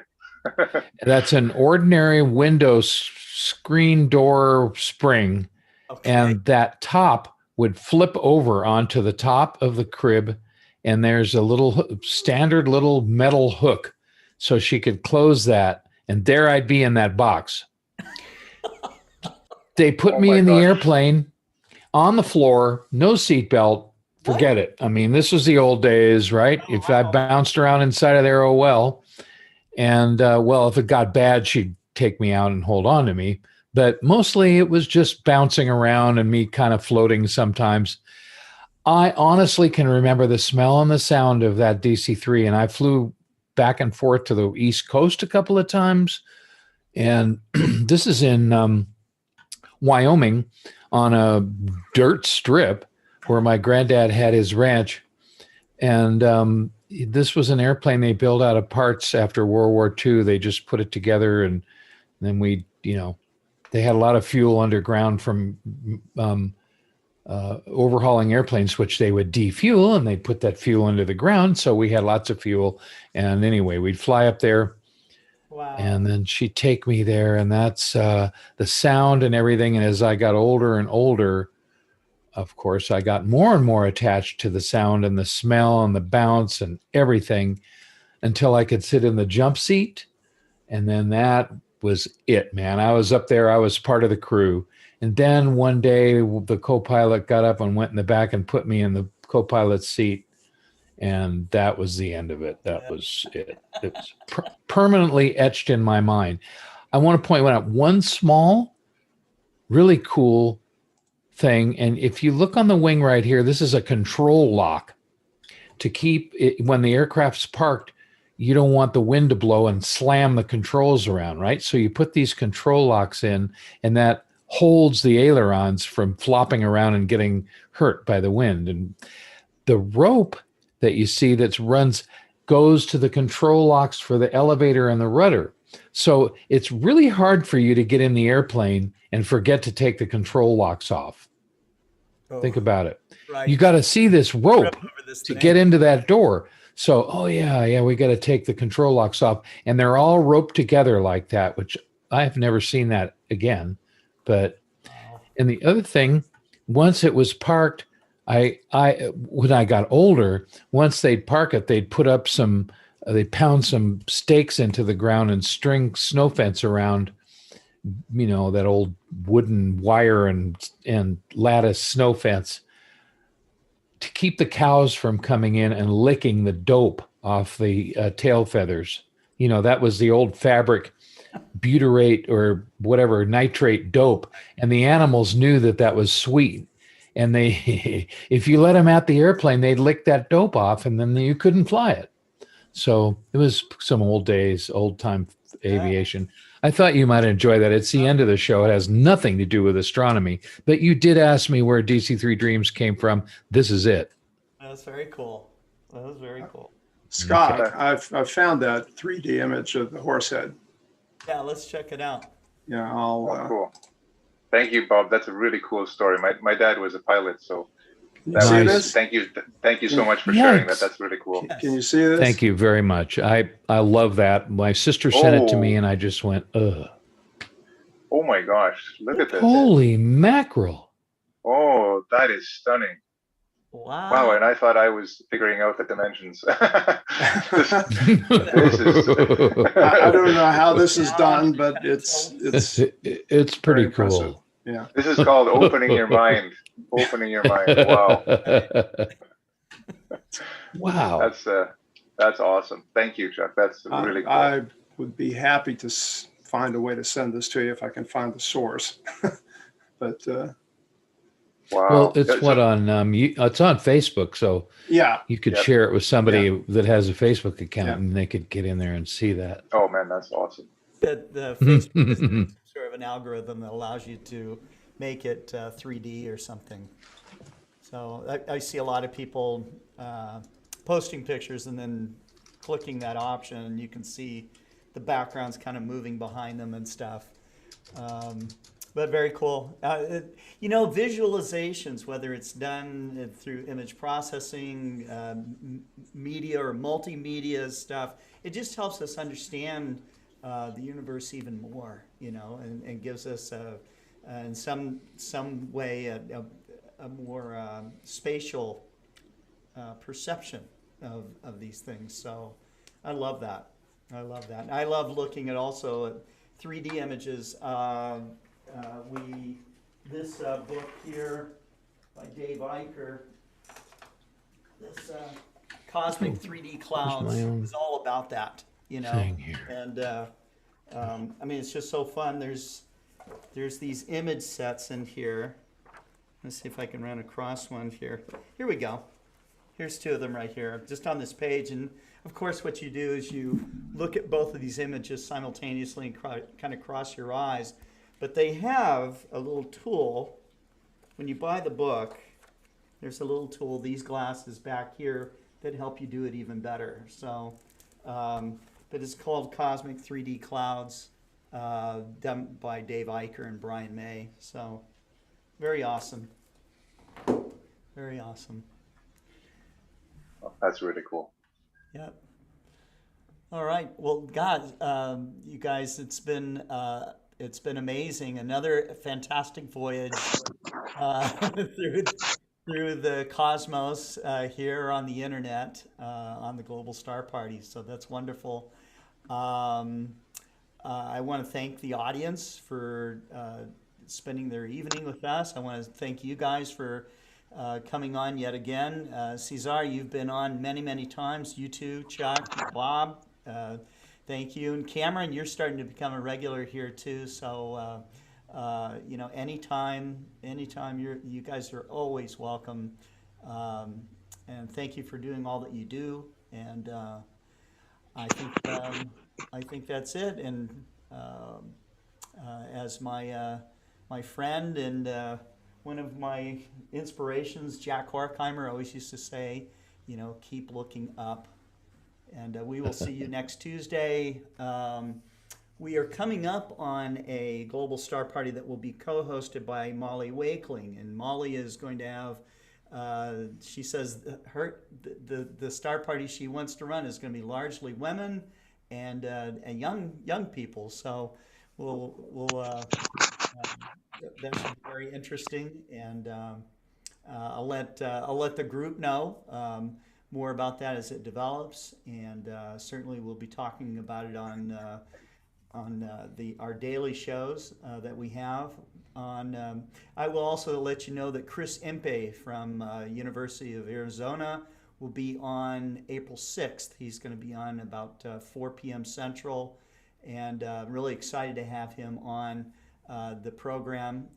He will be, apparently he made a journey to, I believe he went to Dharamsala or Tibet, to talk to these Buddhist monks about cosmology, and so very interesting, some of the parallels there. And until next time, we will see you. We'll see you out on our next programs. So take care. Good night.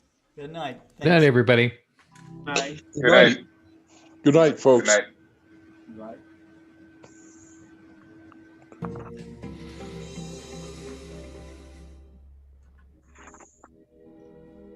And now, folks, it's time to say goodnight.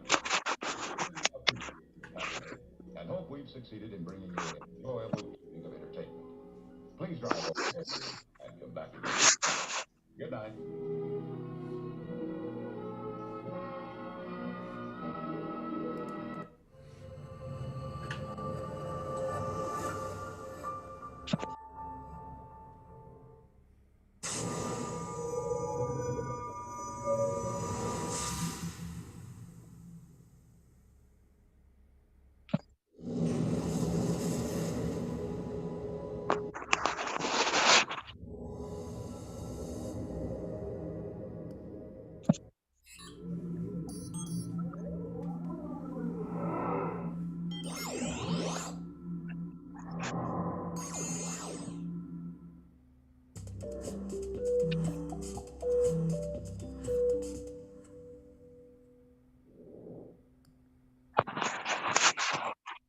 Good night, everybody. Take care. Good night.